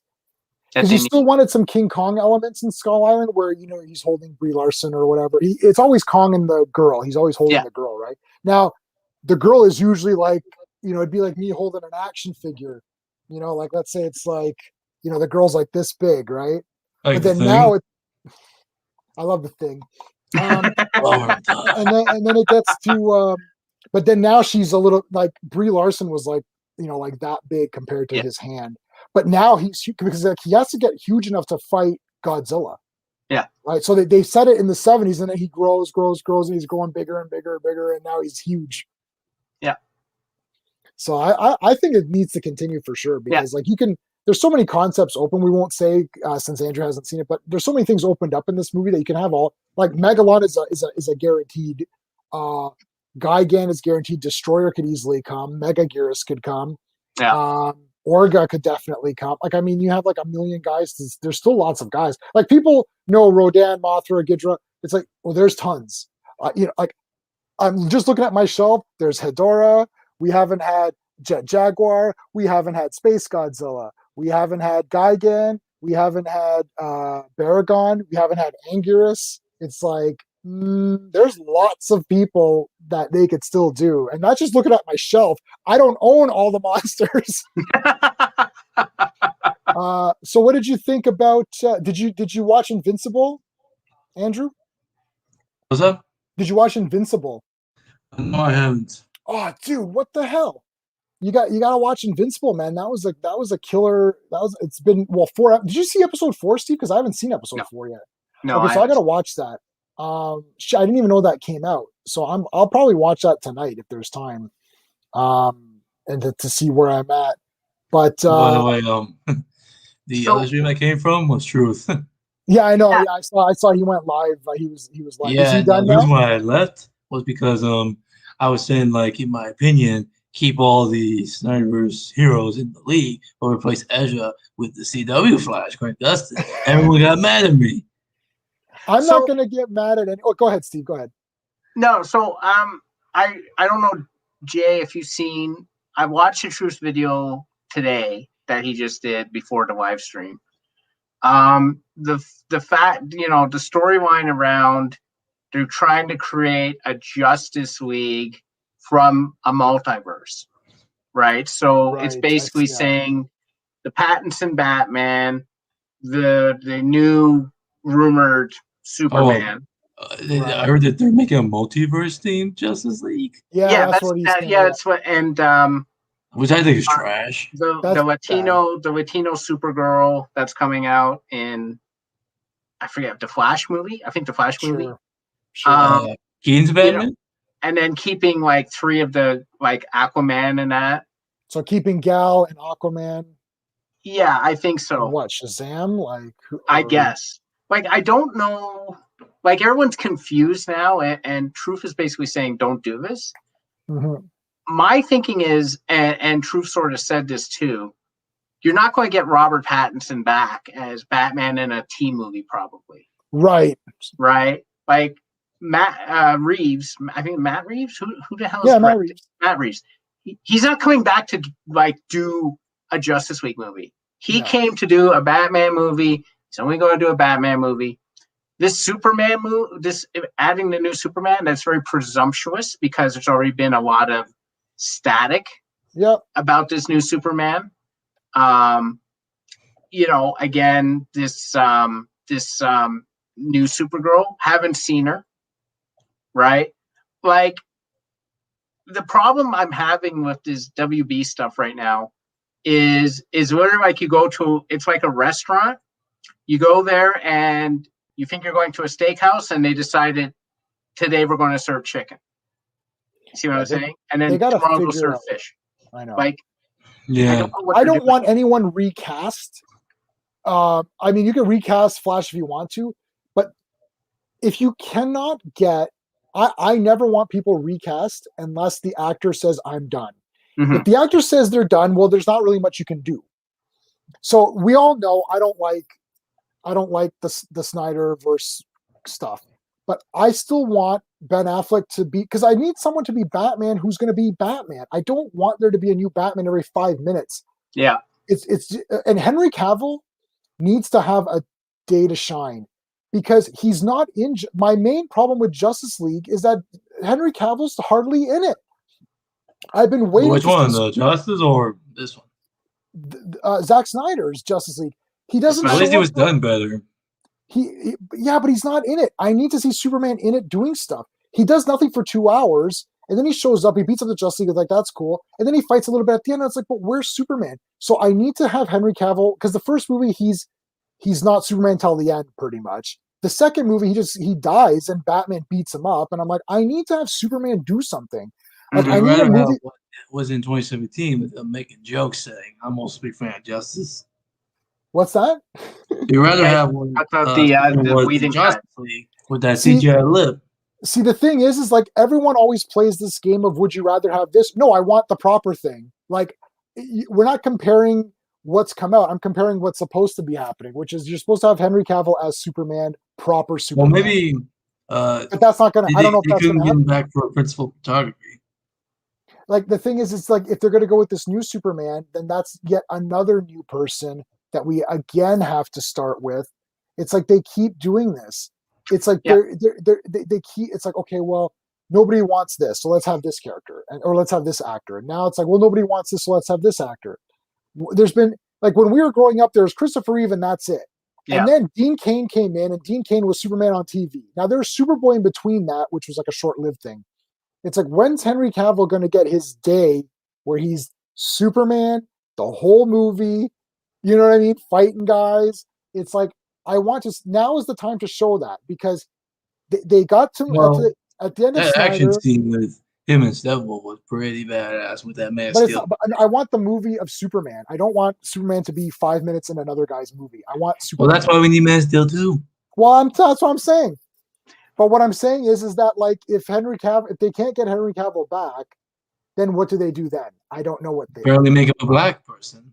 Right, make it an alternate Superman, but nobody wants that. So I don't know. I have no idea what. Yeah, I'm not the head apparently, of. When I was watching someone who talked about that multiverse team thing, they said something about like how they want to do like something similar to Marvel, but have this connection. But they're not similar to Marvel. You know what? You know what? Guess what? They've lost. They're not similar to Marvel because Marvel. Well, they apparently want to keep doing that and get that money. More. Yeah, I know more. Exactly. Sean, if you're available, I sent you the link to your private email if you want to come in. Plus the links in the chat if you want to come on. Yeah. So the thing is like we need to get a focused direction here. Marvel, if you like the movies or you don't like the movies, it doesn't matter. They had a very good plan. They introduced every character. That's it. Warner Brothers is like up and down. It's like people want the Snyderverse. Okay, let's give it to them. Well, now we're not sure we don't want it anymore. Okay, so now we're going to do JJ Universe. It's like, but people don't like JJ Universe. Okay, well, let's not do that. Okay, let's do this.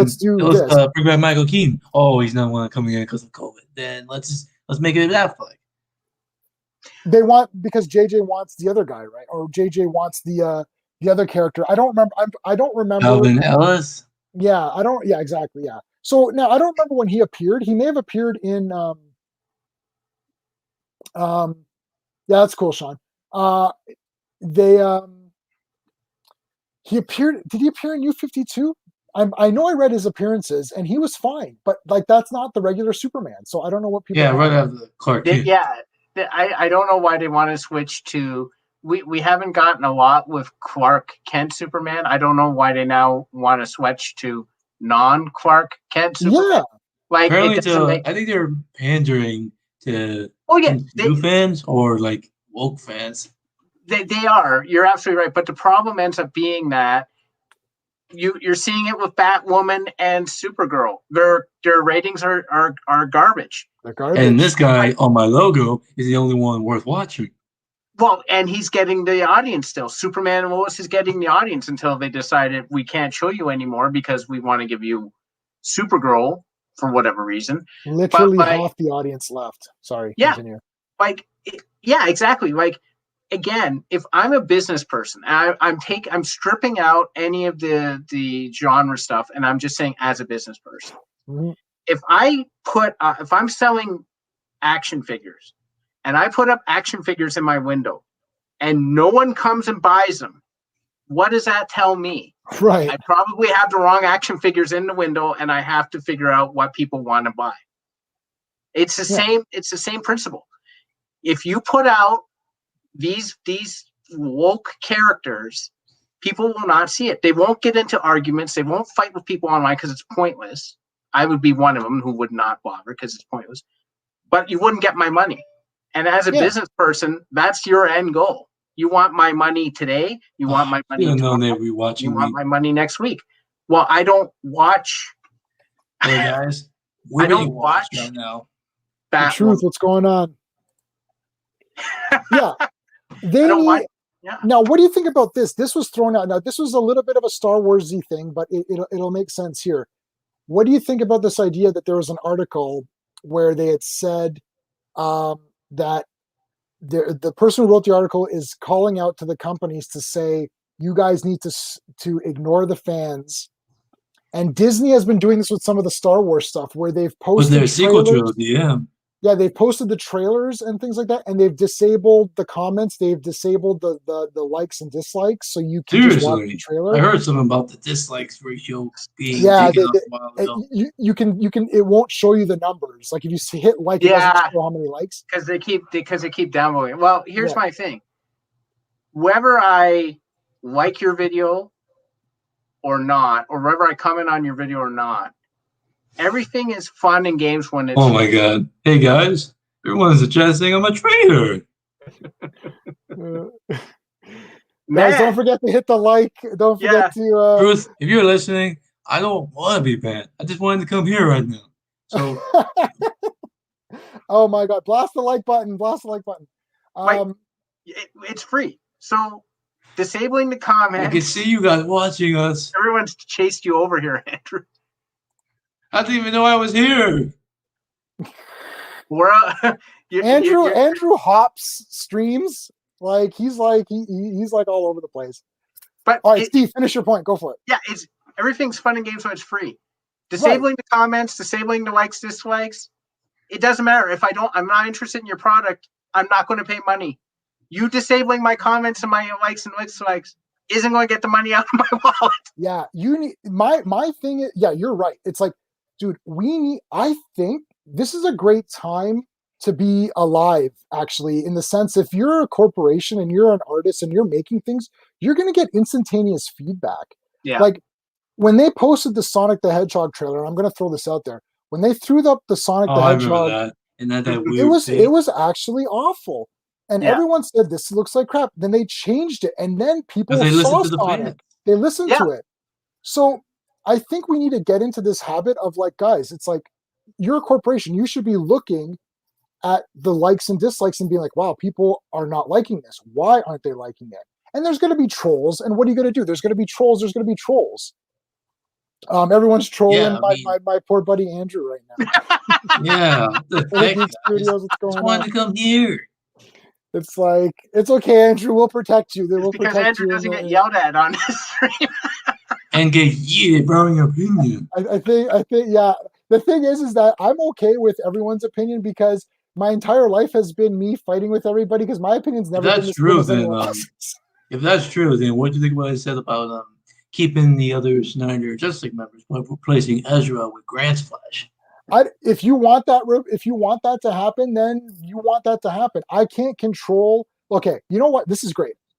In Daredevil, there's a great thing that I live by. They said it in Daredevil, which is the way you treat people is on you. The way I treat people is on me. So if someone says to me, like, I want this, and I don't want any of that, my response is not to say you're an idiot for wanting that. Because everyone wants they're saying they're gonna ban me. Like, who banned you? The truth saying, like, ban this person. Listen, because if Truth is on his stream, like, okay, let's get into this. You know what? Look, the Truth has his stream, and he can do whatever they were he spying wants. on us by watching I can your control. video. Yeah, I can control everything. I can show this. I can take that off. I can show this. Hi. I can take that off. And if he wants to ban someone, he can ban someone. Who do we got here? Is that you, Andrew, who's trying to share? And since they're watching our video, let's do the same. Are they on? No, Truth is not live anymore, is he? Yeah. No, he still is. Oh, he's still live? Here, I got it right here. Can we add? I knew he was there too. I saw fucking was streaming. I'm like, yo, I bet you fucking Andrew's over there. Talking like a little bitch. Oh my god, this is so mean.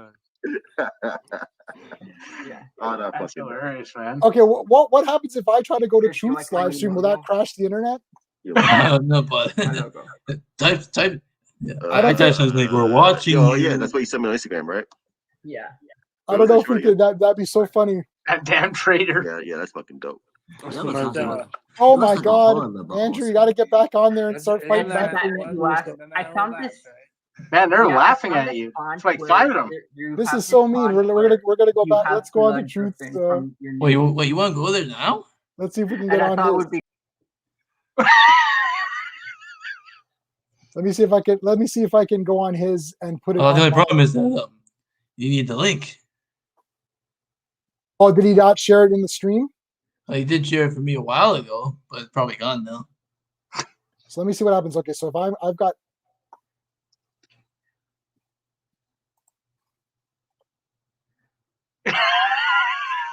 Yeah, I'm in there now. Wait, seriously? No, I'm not in there.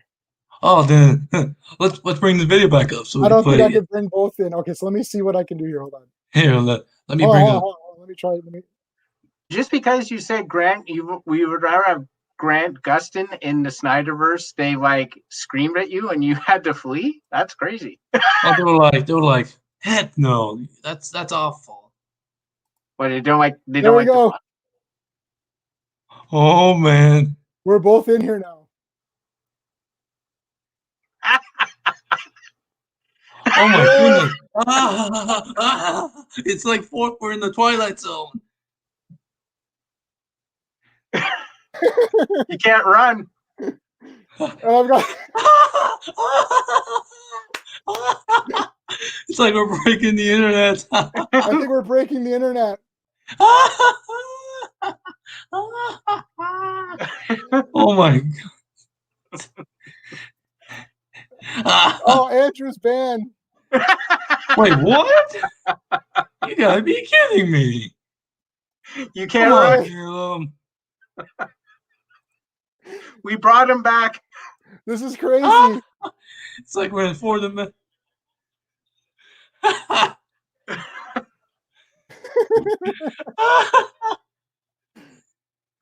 awesome, I wonder if Truth can join. Oh, don't make it though. the Twilight Zone. This is outrageous. Inception type of stream. This is crazy. So Yeah, look, we found another multiverse. Yeah. This is the multiverse here. Yeah. So, I wonder if Truth can join in me on. Oh, do you want to go that far, man? Hold on, I can copy this. Hold on, let me invite. Oh, you serious? Oh. You do realize if you invite them, they're all just going to be yelling at you. It's like it's the Twilight Zone. This is so funny. Okay, I just posted my link into his stream. Wait, what? It's like hyper weird. This is the J-Man's YouTube channel with the Truth 31 cross channel. Oh my god. Oh god. Oh, now he's saying Zack Snyder DC God.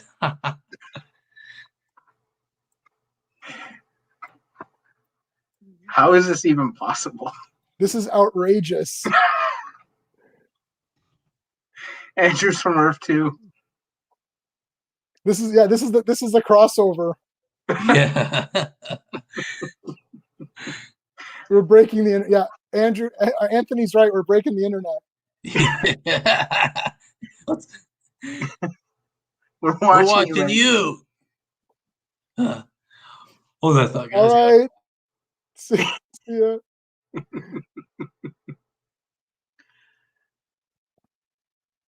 Oh my gosh. All right. This is I'm laughing now. It's like super weird. Oh my god, that was so funny. That was the best. Oh my gosh. We just invaded another live stream. This is so funny. Well, they came over. They came over. They're like they chased him over here. Sorry about that. I was on the phone. Dude, never say Grant Gustin should be in the Snyderverse. Why? What's the big deal? They're so upset. I like the. Oh my god! Oh my god, dude! You don't believe it? They just placed me in timeout in the chat. Oh no! Stream. Oh my god! Well, this is the here. weirdest Let me show thing. you. This is like super weird. Here, let me show you. See? Oh, you've been in timeout? How did he do that? I don't know. If we did like a watch party for Justice League, if we all do like a watch party. Oh my god! Why are they doing this to me? I think I have to be on Twitch, right? Because I can't do it on stream. Can you be on Twitch? Yeah. I'm not so how did he do that? Is he using StreamYard? It says by the owner of this video. Yeah. Oh my god. They're saying, "Who banned Andrew? I've been yeeted." Did they like me anymore? All because I said Grant Gustin? They're fine with you, dude. They're just having fun. Yeah. Don't take it to heart, man. They're just a little bit outraged by your. I don't know why though, because I don't really lump into Flash with like the other shows that suck. Well, I mean, here's the thing. The reason why I said Grant because I know more of that character, and I think his journey. I think Grant's Flash, his story, his journey from the very season 1 has been pretty good. Yeah, I like Flash. I don't. Yeah, from being struck by lightning to the crisis. I'm still watching it, which is more than I can say for like a few of them.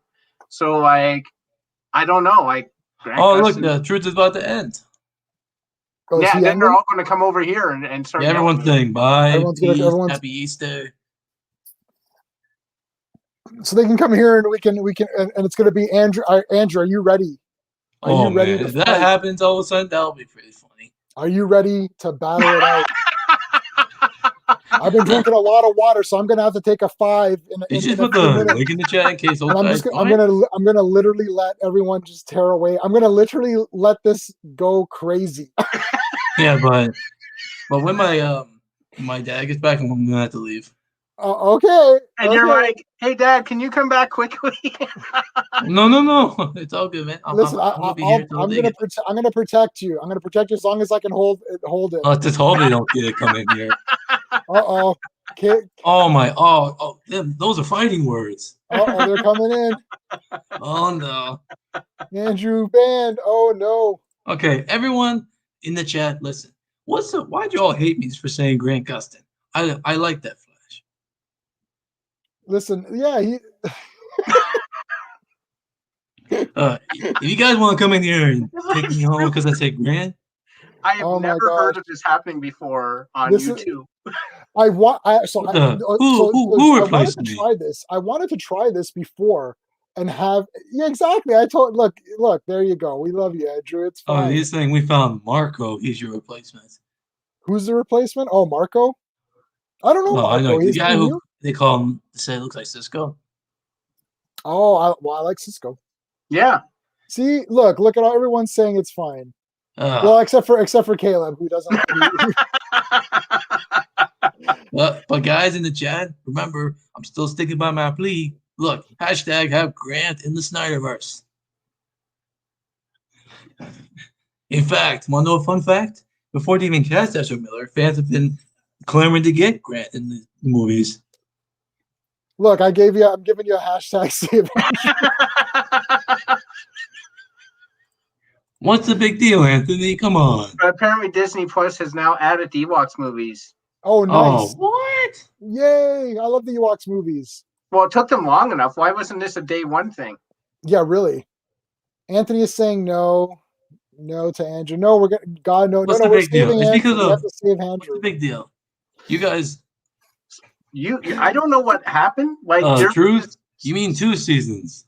There's like this secret society who hates I'm sticking by my plea. You guys can't change my mind. No save, Andrew. Oh my God. Okay, so no, I wanted to try that before, to have several people in other live streams in other windows, because like you can add screens, right? So I thought this would be so funny, and that was great. We broke the internet. There was like 10 there was people like 4 in several. screens at the same time. YouTube head office was notified probably.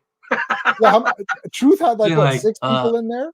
Yeah, we had 3 people. Oh my God, they're saying that Andrew. That's the most offensive thing I ever heard. What can I say? Have Grant in the Snyderverse? Oh my God.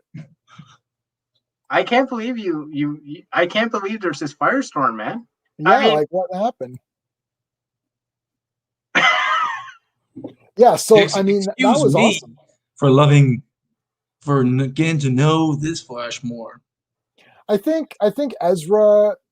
I don't know. Oh gosh, I couldn't get into him. Again, me either. Again, Ezra, it's like, I don't know, because Grant Gustin, to be honest with you, when I heard he was the Flash, I'm like, this 18-year-old, like, he looked really young. I'm like, this guy's and doesn't Barry Allen have blonde hair? Yeah. Well, he could dye his hair, I guess. But like, it was just like weird. And now I just like, okay, he's been the Flash for 7 years. He's now like, I think 30 or something. So I'm that's funny because after 7 years, the actor hasn't aged a bit. He looks the same, yeah. I think one of the positives of the Snyder verse is the actors, except for Ezra. I'm trying not to beat up on this guy. I don't like doing negative stuff. I'm not trying to either, but I'm just thinking like I think Grant could work well off Cavill and Affleck. You know what I think? I think the Flash needs to be up to the level of, because like the way Snyder's depicting his versions is that they're a little bit, I don't want to say older. That's not the word. What am I trying to say? They're not in the same league as like a Grant. Like it seems like they're more mature, and that's not the right word either. But do you not understand what I'm saying? Like the aesthetics of like Cyborg is young, so he's the young one. I don't know. I think Flash should be older than Cyborg. Like to me, growing up, Cyborg was in the Teen Titans. He wasn't really a Justice League person. You know what I mean? Yeah. And I feel that I feel that the casting, like Gal Gadot is awesome. Henry Cavill's great. Batman, or I was gonna say Batfleck, whatever. What the hell's his name? Ben Affleck. So, hey, check this out. What are we looking at here? I mean, look at this. Can't you see this? No.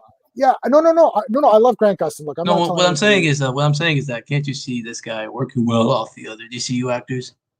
Possibly, but only because I know who he is. Yeah. But I still feel that he needs to be aged up a little bit more to match the others, is my thing. Are you saying Grant doesn't look like the same age as Cavill and Affleck? Let me look at his age. I don't know. No, he doesn't to me. I don't. No, he's definitely younger. Right now, he's 31. Right. Affleck is 48. Henry Cavill's like early 40s.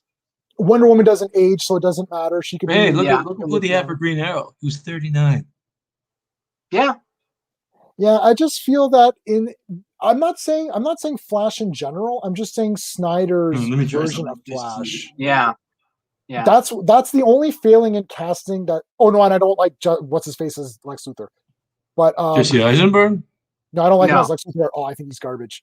No, I don't want the multiverse Justice League team. No, that's not the picture. I want to see like a picture showing Grant Flash with the other League members.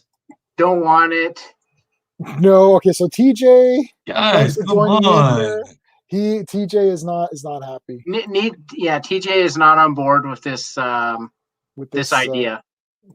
Guys, if you're just popping in, guys, could you do me a favor and blast the like button here for me? Helps me out. While you're yelling at Andrew. While we're yelling at poor Andrew. It's terrible for the. I mean, we had this. Yes, I don't think he's good for the Snyderverse. I don't think Ezra's good for the Snyderverse. I don't know. I'm not a casting director, so I don't know. Who is good at the Snyderverse? Right. So half a second before you said that, I said that I'm not a casting director. Okay. I think Grant Gustin is great in his show. But it's for his show. I don't think. Thank you very much. How about this? Thank you, Geek Studios. I appreciate that. No, look, I have it right here. Yeah, listen, John Shipp is awesome. The best. He's the best.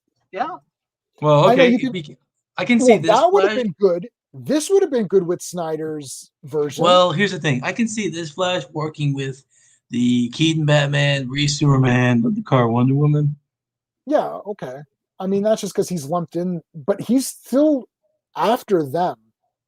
Yeah. Right? Like this Flash is the bridge between the simpler times of the heroes into the more complex times. Yeah. Oh, okay, so Movie King 3000, thank you for joining me in the chat, joining us here in the chat. Ezra Miller is per for DCU. I can't get don't think so. I don't know. I can't get into him. Me neither. It's nothing against the actor. I don't know. He doesn't feel as, I don't want to say epic. I can't find the words. Like when you see Henry Cavill, you're like, oh shit, yeah, that's Superman. When you see Ben Affleck, here are the three Flashes right here. Yeah. No, it's look. No. I know you're arguing. Your argument for Grant Gustin, I'm not arguing against Grant Gustin. I'm arguing that he doesn't seem to fit with the other casting of the Snyderverse that we already have. I mean, he would work off a better Batman Superman. He might be better with Pattinson. I don't know. Steve, what do you think? Do you think he works? Yeah. Do you think Grant Gustin works with the Snyderverse people? No. I don't think so. I know. He's saying for Superman, you can work with Tyler, but not with Henry. But Grant Gustin has not proven to be like a gritty Superman, Flash, which is what the other characters are. Like, you need someone there. I agree. Yeah, I agree. I agree too. Grant against Imagine in Snyder's world. I don't feel like Gustin would work with this current cast. Would he work with a cast? Theoretically, yes, but I'd have to know what cast we're talking about, right? Like Pattinson Batman, a little bit more believable, right? As in the DCEU, I don't see it. To be honest with you. What if this was our Justice League in the 90s? Well, if you have Christopher Reeve, then it's the best. So there you go. Yeah, Grant would probably. But I was thinking something. You know the scene from the Snyder Cut where Barry was reversing time? Yes. Mm-hmm. If that was with in my opinion, if that was with Gustin, I feel like that would have been 10 times. I mean, I don't know. Like we can circle this topic as much as we want to. Everyone's going to have their own opinion on it. Yeah. I feel that one of the strengths of the Snyderverse was the casting, except for Lex Luthor and Flash. Okay. Now people can agree or disagree. Those are like, I mean, Gal is crazy. Andrew, stop hating. I know. Yeah, I just right. Like okay, when you How see am I Batman, hating, Anthony?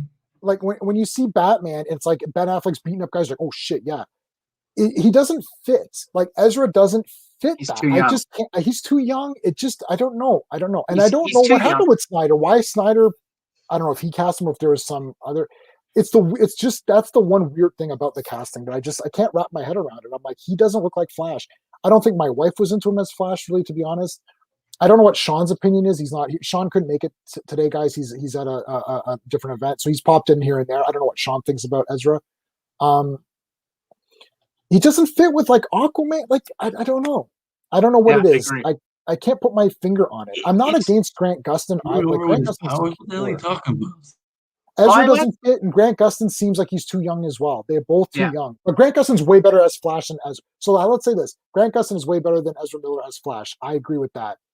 I'm not sure about Godzilla versus Kong. Oh, I loved it. I super mega loved it. Now you guys know I'm a super duper huge mega Godzilla super nerd. I'm wearing the shirt today.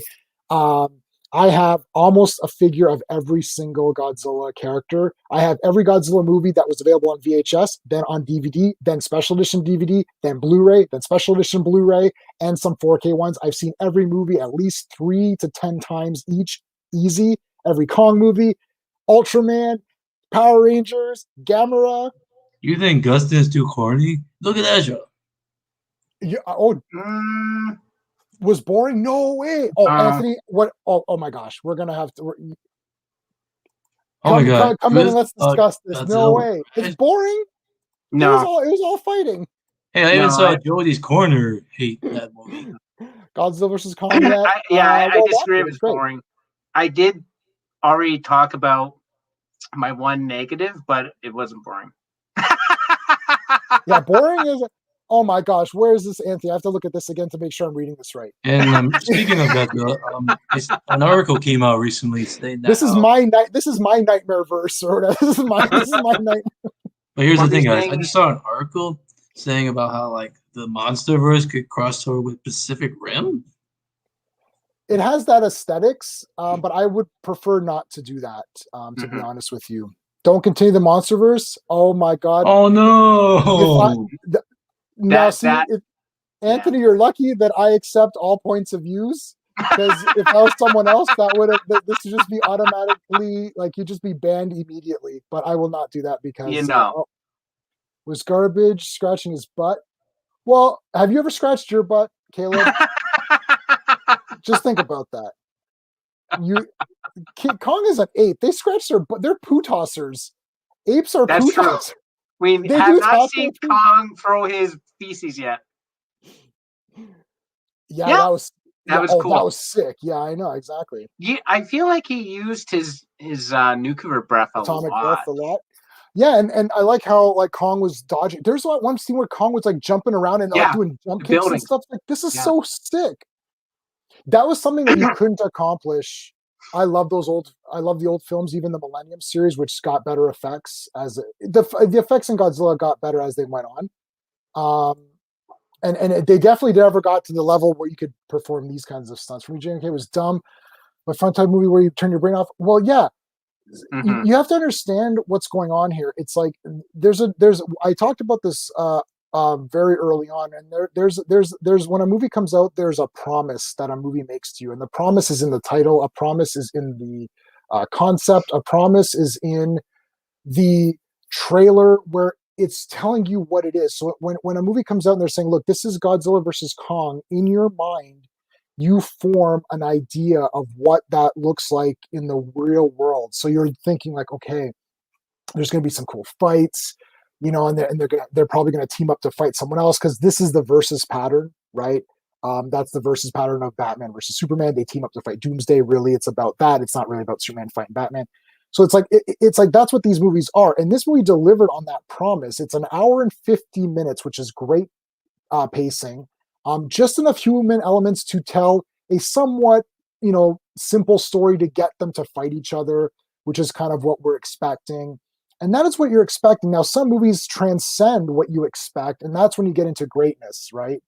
Was too overpowered. Now, remember, I don't know if anyone wants to know spoilers, but the origin of Mechagodzilla in this particular film, think about where he's coming from, and what is Mechagodzilla thinking. So there's that to consider, but there's also the fact that he did receive that extra power boost from an unknown new element from the Hollow Earth, and that's very important because we never got to see the full potential of that power.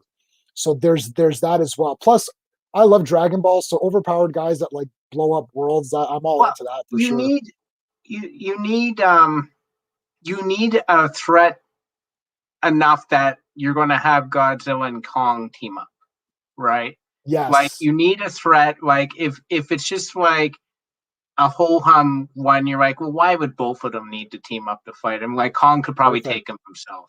Which is why even Doomsday in BVS, it's like, because Batman, Superman, and Wonder Woman together, well, you need to have someone who's threatening in order to, to make that worth something. Falcon Winter Soldier, I'm a big time Falcon nerd. I like Falcon a lot. I pulled out my old Captain America comics. It turns out that I have the first appearance of John Walker. I've got the see ya, Andrew. Andrew got tired of getting beat up. Andrew, we will not beat you up. And I always accept opinions, even when they don't match my own. So if you want Grant Gustin, then you hashtag that up. If anybody else wants to join in, I just threw a link up.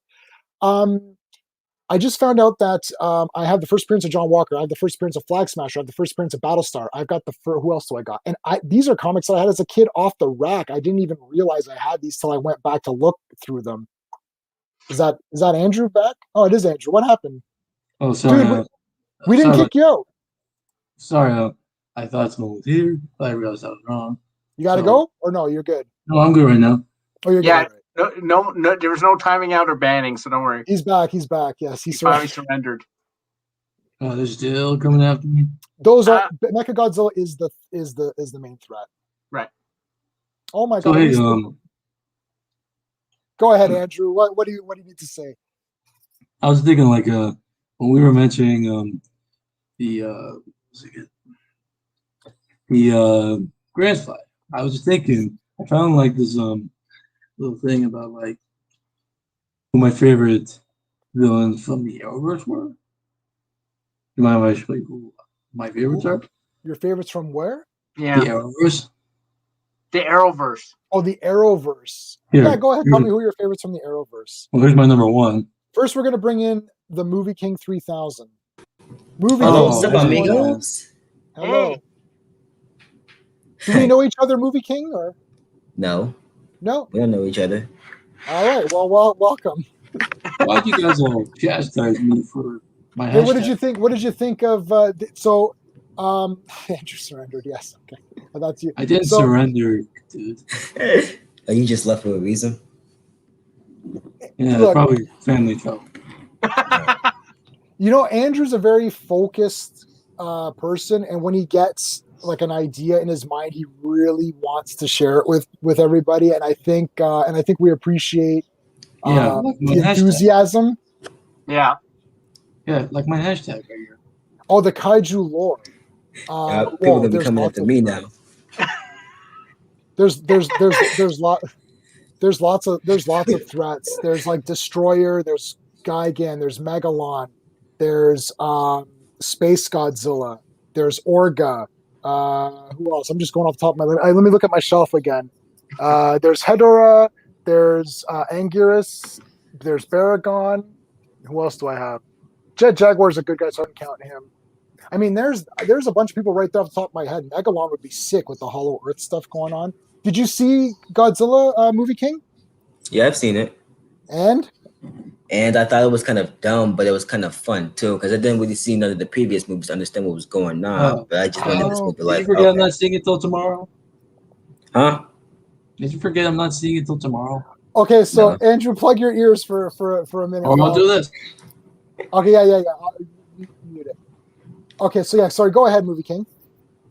Okay, so as I said, I never really saw the previous movies to understand what was going on in this movie. I just went in this movie going like, okay, Godzilla vs. Kong gonna be fighting, so that's what I was expecting. Perfect. Yeah, and I think if you go in with an attitude where you're like, look, I just want to see the two guys fight, I think it delivers on that promise, which is when I it really does. The fight scenes are really freaking cool. Like it's really awesome. Cool. Like, does it entice you to go see the other ones in that series? Yeah. The other day I just saw Godzilla, and it was actually kind of cool. The first one from 2014. Mm-hmm.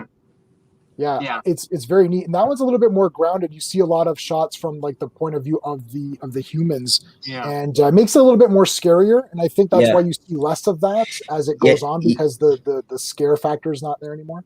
Yeah, I guess that movie was going for like a more scarier, grounded, realistic tone. Yep, for sure. Then probably tomorrow I might watch Kong Skull Island. That's a really good one. Yeah, it's Kong very Skull good. Island's really cool. Yeah, because I hear a lot of good things about that movie, so I'm gonna have to check it out. Yeah, that and King of the Monsters. King of the Monsters was like really well done as well.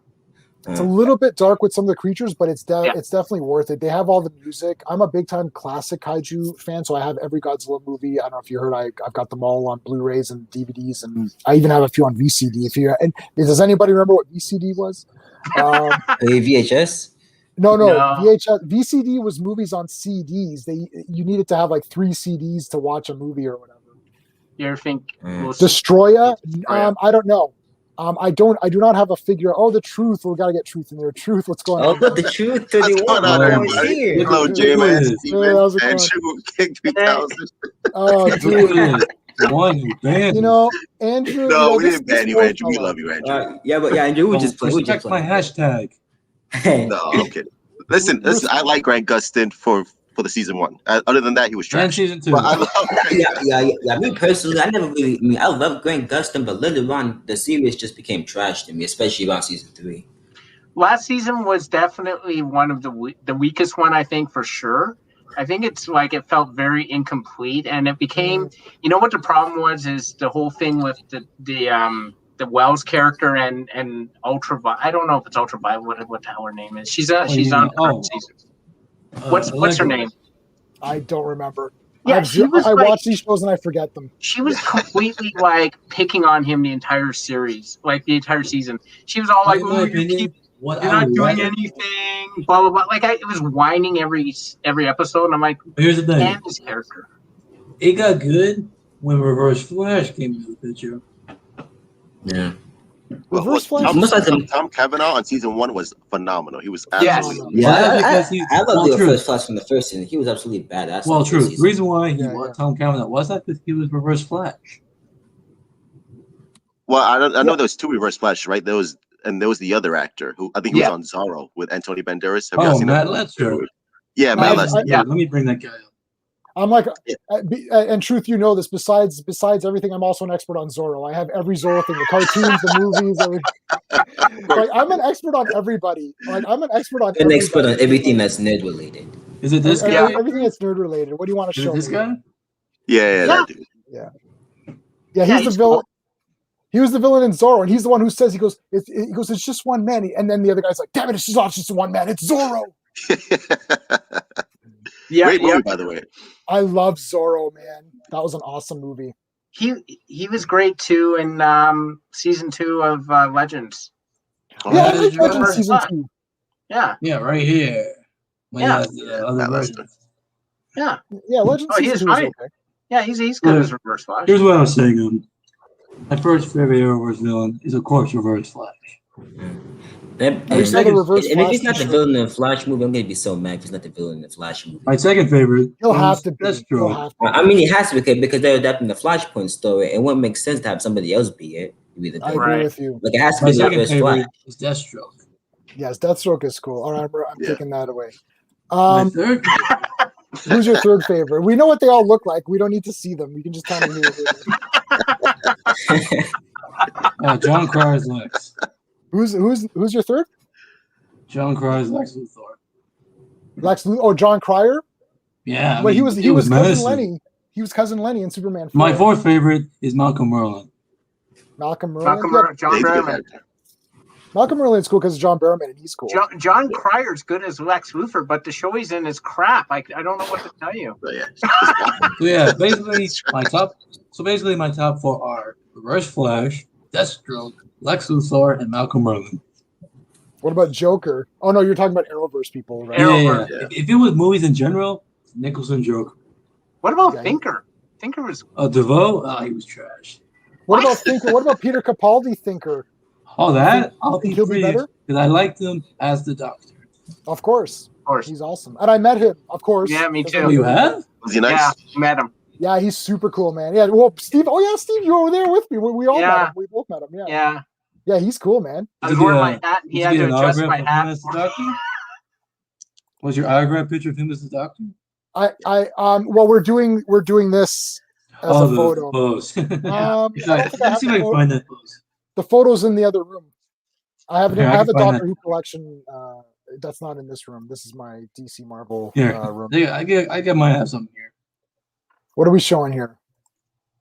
Yeah, PC. There he is. So he's the Thinker. That'll be very interesting. When I saw that, I was like, "What interesting choice." He's probably gonna get killed off in the like first 10 minutes. What? No, I think he might last a little bit.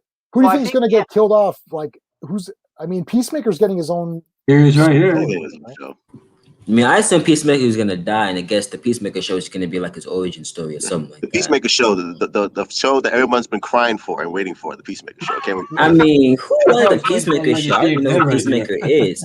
I guess it's just like a murderous version of Captain America. Yeah, now that they're doing Peacemaker, my TV watching career is over, man. They've done this. I've been waiting for this since day one. Steve, you never have to watch it. No, I don't. Peacemaker, man. Steve, Peacemaker's the current leader of the Suicide Squad in the latest. That's the reason. Yeah. In the Infinite Frontier. Infinite. Infinite. New Frontier's a different thing. Every well, because New Frontier's a different thing, though. I have New Frontier. Yeah, Infinite Frontier. He's the new leader of the Suicide Squad. Yeah. Was that after the god awful Future State run? I don't know what the hell that was about. Yeah, Future State was like half good, half bad. Some of it was bad. Dark Side is here, guys. Bow to Dark Side. Man, Future State was a garbage ass comic, bro. Why did you change your name? Like, let's be honest. Wait, who? The Nightwing run was garbage. The trash. What's garbage? Godzilla versus King Kong? Oh, well, it is garbage. Guys, stop. I haven't seen I mean, I wouldn't say it's garbage. I would just say it was kind of like a fun movie. But the only thing I like about it is the girl things and what Conan. That's it. Guys, stop it. Me and my dad haven't seen Come on, but no more judging Godzilla versus Kong. We got a fan here. We don't want to accept him. Yeah, I'm sorry. I'd rather watch Michael Bay's Transformers movies than Godzilla vs. Kong. Yeah, No, don't compare Michael Bay to Godzilla versus Kong. Oh my gosh. No. Don't ever Did you bring just up say you'd Michael rather Bay. watch a Michael Bay movie versus Godzilla versus Kong? I'd rather watch. Hashtag I do not agree. Yeah, I'd rather watch Lord of the Rings than Godzilla versus Kong. Oh, that's it. You guys don't stop with the spoilers. I'm gonna go. All right. I mean, what are you talking about? Like, I'd rather watch Lord of the Rings. They're not comparable. Yeah, I didn't like it. I think I'd rather watch Citizen Kane versus Slumber Party Massacre Part 3. Wonder Woman 84 than Godzilla vs. Kong. I love Wonder Woman 84. Remember? Wonder Woman 1984 was trash. No, yes, it was. Yes, it was. No, it was right? trash. Nothing about it was good except for that opening, which had no impact for the rest of the story. Sure, it did. It taught her that it's not easy. Now, if you watch that opening again, check this out. You guys may not have noticed this. When you watch the opening of Wonder Woman 84, pay attention to Diana. In all of the trials, she always takes the harder path in every instance. Because she's smart. Right? It's like, except for when she takes the shortcut and she falls behind, okay, and then she takes the shortcut, and the whole point of it is that you can't just take shortcuts. You can't wish for stuff. You have to earn these things. Okay, is that representing the wishing rock? It's kind of representing the wishing rock what they were doing with the rest of the movie. Yeah, so the wishing rock is that things come easy, and that's not what being a hero is all about. Making the hard choices, showing mercy. It's easier to kill someone than it is to not kill them, right? Because you get angry and you can kill them. It's like this is about her learning to kill Steppenwolf. Okay, I can agree with you on that. But Steppenwolf is from another dimension. What are you talking about? He's a monster. He's a monster. No, but he's a beast. He's a badass. He's a beast. Yeah, he's a monster. I'm not talking about Steppenwolf. I'm talking about I'm talking about regular people. Like Maxwell Lord is a regular guy. He just fell out of he just went crazy or whatever, right? Like he was William Stryker from X-Men. I'm way behind on the chat here. Where am I going? William Stryker from X-Men. Best crossover ever. Where are we here? BRB. Okay, cool. BRB. I'm back. You're back. Geek Studios is back. Yo, Caleb, Caleb always say this is an every live stream, my man. Wow. Yeah, you being sus. Yeah, so Godzilla. Andrew, you a traitor. I don't want to hear it. What? Come on. All because I said Greg Gustin and Snyderverse. Oh no, my gosh. it will not work. Stop it. I say Greg Gustin work in the Marvel universe. I would say that. Really? Robert Pattinson. But not in the Snyderverse. No. Not in the Snyderverse. It wouldn't work. I agree. Yeah, he would definitely not work in the Snyderverse. He would definitely not. I don't think there's much debate on the like. I'm not trying to offend anybody. I don't think there's much debate because he doesn't fit the aesthetics. He doesn't fit the aesthetics. There's a fun fact. Back when the 2017 movie was going around Justice League, before they even casted the Flash with Ezra Miller, I've seen there were people who wanted Gustin. Well, Warner Bros. Made that much. Was Zack Snyder casted Grant? Ezra a long time ago before Grant. But that's only like a small minority of people who want Grant Gustin. I know a lot of people who want Christopher Reeve to be part of the Snyderverse, but it's not going to happen. Wait, I think I know. I want Christopher Reeve to be everything. I read that after the first 2 episodes of that Flash series came out, they immediately announced Ezra Miller. Right after the first 2 episodes. Well, why? Because Warner Brothers is corrupted. That's the reason why they announced Ezra Miller. Because they didn't like how well that Flash show was going. No, but because the movies and TV shows are separate, which it should be. Yeah. And we're now in the universe. The show, so that's what they did. Well, now in Crisis on Infinite Earth, now it's not anymore because Grant and Ezra both met. Yep. Yeah, that is true. That is true. I don't mind having it. I actually wouldn't mind. I'm a nerd, right? So I wouldn't mind literally having an entire Snyderverse, an entire TV universe, an entire other universe. I don't care. Like the TV universe is like you have to understand. That'll actually be cool. One second, Andrew. The thing is that if you're looking at comic books the way I've been reading them my entire life, it's like there's been different iterations of things. Like they do Elseworld storylines. Like The Dark Knight Returns is not the official future of Batman. The Dark Knight Returns is Frank Miller's interpretation of what could happen. And that could be its own thing. So if Snyderverse is going to be its own verse, then they could have its own verse. And then we could have a TV universe, and that could be its own universe. And if they cross over to be fun, that's fine. But it doesn't always have to line up. But Warner Brothers has no plan. I'm not like I don't like the Zack Snyder like characters where you guys all. But that doesn't mean I don't want them around. They can be around. It's like we can have other things, but Warner Brothers has no plan. That's the problem. Exactly. They're like throwing stuff at the wall, seeing what sticks. Yeah. That's what they're doing. And I think that's what the Truth was saying. This, in his video today was saying, "You're doing the multiverse. What's that really going to do? Yeah. What's that going to prove? What is that going to prove? I don't understand that at all. Because if there's a significant number of Snyder fans, then let them have their continuation. Plus, I still feel that Henry Cavill has not had his due. That's my opinion. My main reason, and I want to talk. We haven't talked about this, but like, dude, Superman was done wrong in this movie. He's not in it for the whole thing. He comes back. He's in a few scenes. I'm like, I've been waiting this whole time to see Superman kick ass, and I saw him in a couple of fight scenes. I'm thinking, what the shit? I was disappointed. Well, maybe it's because Zack Snyder planned the third movie to have maybe the central focus in that movie. Right, correct. But if that's now not happening, then Henry Cavill he was done dirty because he didn't come out looking as awesome as he could. I don't know. I was really disappointed at no Henry Cavill, and I was waiting the whole movie. I'm like, oh man, when's he come back? And then he finally comes back. I'm like, okay, now he's gonna fight. And then I'm like, well, he only has those couple of fights, and that's it. I thought, man, what the shit? Superman is the Justice League to me. But he came back from the dead. Come on. You can't. I know you should have come back earlier. Like the whole movie was setting up the Justice League, right? Because if you have Henry Cavill Superman in like the whole movie, then it makes Justice League kind of useless. Absolutely. It's like, well, Superman's here. And he like messed up Steppenwolf in like less than 10 seconds. Exactly. So it's like, it's like, okay, well, if we could do that at the end of the movie, then he would have done this in the first 2 hours. Even Zack Snyder told us in the interview with Claire saying that he killed Superman. Obviously, it would be easy for Bruce Wayne to recruit the Justice League. Right. Now check this out. The movie's called Justice League, but they're not the Justice League. See, Man of Steel was perfect because it said Man of Steel. It didn't say Superman because he's not Superman. Yeah. Yet. The second movie should have been called Batman versus Superman. That's it. This third movie should have been called Dawn of Justice because then at the end, they're the Justice League. When you call it Justice League and then it's not the Justice League, that's tough. Because I'm like, well, they're not the Justice League. He's assembling them.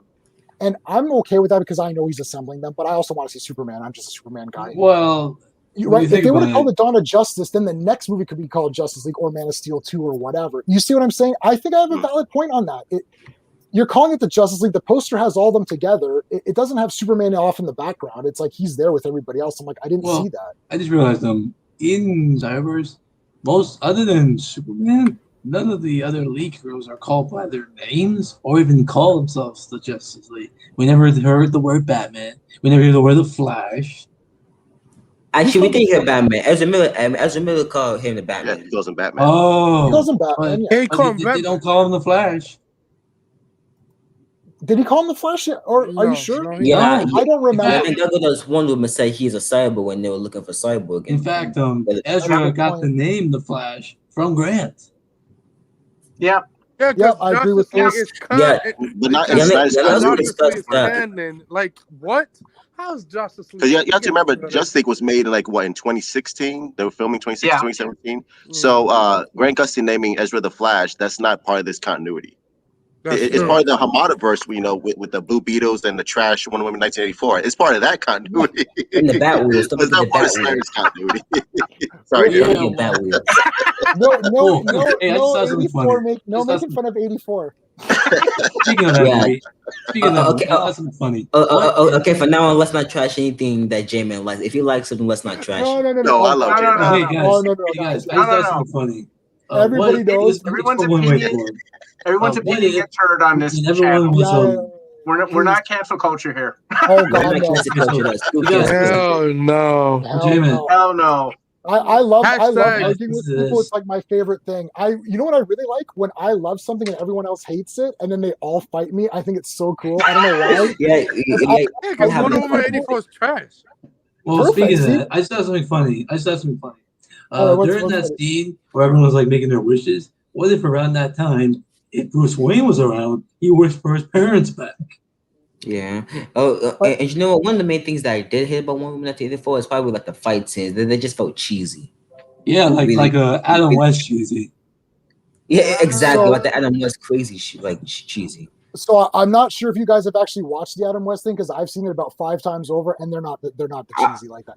I want Wonder Woman saving the day. I wanted to see Wonder Woman, bright costume, saving people. This is what I've always wanted. When I'm reading the comics, I want to see that visualized in real life. The movie is called 1984 to tell the audience, hey, this movie takes place in a simpler, cheesier time. It's telling you in the title. Unlike Justice League, which is telling you Justice League, but then they don't give you the Justice League. But it's like they're telling you, and they show you in the beginning that this is what it's going to be. It's very bright, colorful. The mall scene is important because it's setting you up to say, okay, this is a colorful world. It's a different Wonder Woman. This is not the grittiness of World War I, which was a tragic time for humanity. This is a happy time. Yeah. Yeah, go ahead, movie. Go ahead. Oh yeah, a lot of people like Snyder fans are really pissed off that this movie didn't really send continuity of Snyder's films like BVS and Wonder Woman. It didn't really mention. Thank God it's not. It's not. 84 is not connected. It's not. Yeah, it's never connected. She couldn't fly. What's Chris Pine? Come on. Yeah, so I mean, look, everyone can have their thoughts about whatever. But can I say something for you, J-Man? Yeah. What you said about the whole bright costume and saving people? Yeah. Are you gonna say that same statement for Cavill and Superman? Of course, I want the bright Superman costume with the red underwear saving people. That's what Superman is. And yet, Superman has been that for 80 years. I'm not finished. All right. But that was the Christopher Reeve. Go ahead. Let me finish this off, and I gotta go. All right, finish. All right, that was the old days. He's gotta go now. I guess you gotta go again. Those are the old days. That was Christopher Reeve. This is a new era, a more complex, more human Superman. So Superman is the most human character because he was raised by humans who instilled in him the values of humanity. You can go. I'll finish my That was point. quick. Yeah, you traitor, leave. You traitor. He just bounced I out. agree In with another that. live stream. That's Yeah. what he's gonna do. And this movie should have been called Dawn of Justice. Yes. But anyways, it's like, look, okay. Adam West Batman. Sorry, what am I talking about? I've lost I'm fighting too many battles at once. So, look, Superman, Wonder Woman, all these guys have been around forever, and they're saving people. And they're saying, "Oh, Superman is not human," but Superman is human. He is the most human. The reason he's the most human is because his parents instilled in him values, good old fashioned, American values or whatever. I'm Canadian, so I can say American values. It's like, and the thing is that is who shapes him. He is the most human. Just think about this. If you were Superman and you got angry and slammed a door, you would knock over a wall. He has to all the time be conscious of everything he does. It's like he has to restrain himself all the time. It's like when someone says, like, should Superman show mercy and all that, he should show mercy. They just said it in a recent issue. Showing mercy is not easy, and no one deserves mercy, but that's why it is mercy. He shows mercy because he's trying to show people the best way. Now, if I see someone getting mugged on the street, I might be too scared to help or whatever. Now, but Superman, would help, obviously. And the point is that you should question yourself thinking like, oh, maybe I should help this person. I don't know, or call the cops or something. It's like he's trying to get people to be better than themselves. Like, that's what I want out of Superman, because that to me is the core of Superman. If I don't see that, I'm not going to enjoy it that much. And I feel Wonder Woman is very similar. And go ahead, Steve, go ahead. Yeah, sorry, Jay, to cut in. And it's just like based on like just going off Andrew's last comment where he's like, well, this Superman's more complex. So Superman has gone through iterations, and I'm going to think of the costume. He had the strong man thing with the red underwear, and then he lost that for New 52. And I don't know what, I haven't followed it, so I don't know what he's wearing. I think the thing he's is wearing that the red underwear now. He's now the red underwear again. He's nobody I like think the that. thing is that you want someone like, it's cool. It's okay to like the New 52 Superman, right? And I sort of equate Zack Snyder's to the New 52 Superman, right? The look, maybe a little bit grittier. I don't know. It's fine to like that, but it's fine to like the old Superman too. And I think that's what we're sort of getting at, is saying, one is not more, one is different. Would I call it more complex? I don't know what that means, but I feel like every iteration has a place. What I don't like. Does that Spider-Man? Well, yeah, same with Spider-Man. Like, same with anyone. Like, everyone has its place. What I don't like is when the studio starts doing bait and switch, say, we're going to drop this and now we're going to give you this, and you don't, that's it. And this is going to be the Superman going forward, without having the ability to go back and say, we're not done with this version of Superman, or we're not done with the previous version of Superman. That's what I don't like. Yeah, go ahead, movie King. What was your point going to be? Oh, no, I was just saying, like, there's no definitive vision of Superman, so you can like any vision you like. Exactly. Yeah. Truth. What were you? What's your thoughts?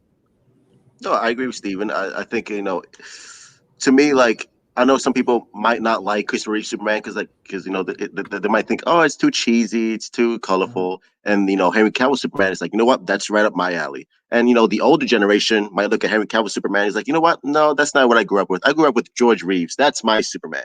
Yeah. But at the end of the day, it's all valid. It's I wouldn't say it's a more complex Superman with Henry Cavill, because to me, like, Henry Cavill is no different from what I've read from the comics. Like, there's nothing dark or gritty about the characters. Like, some people say that. I'm just like, where? It's like, why? Because he killed Zod.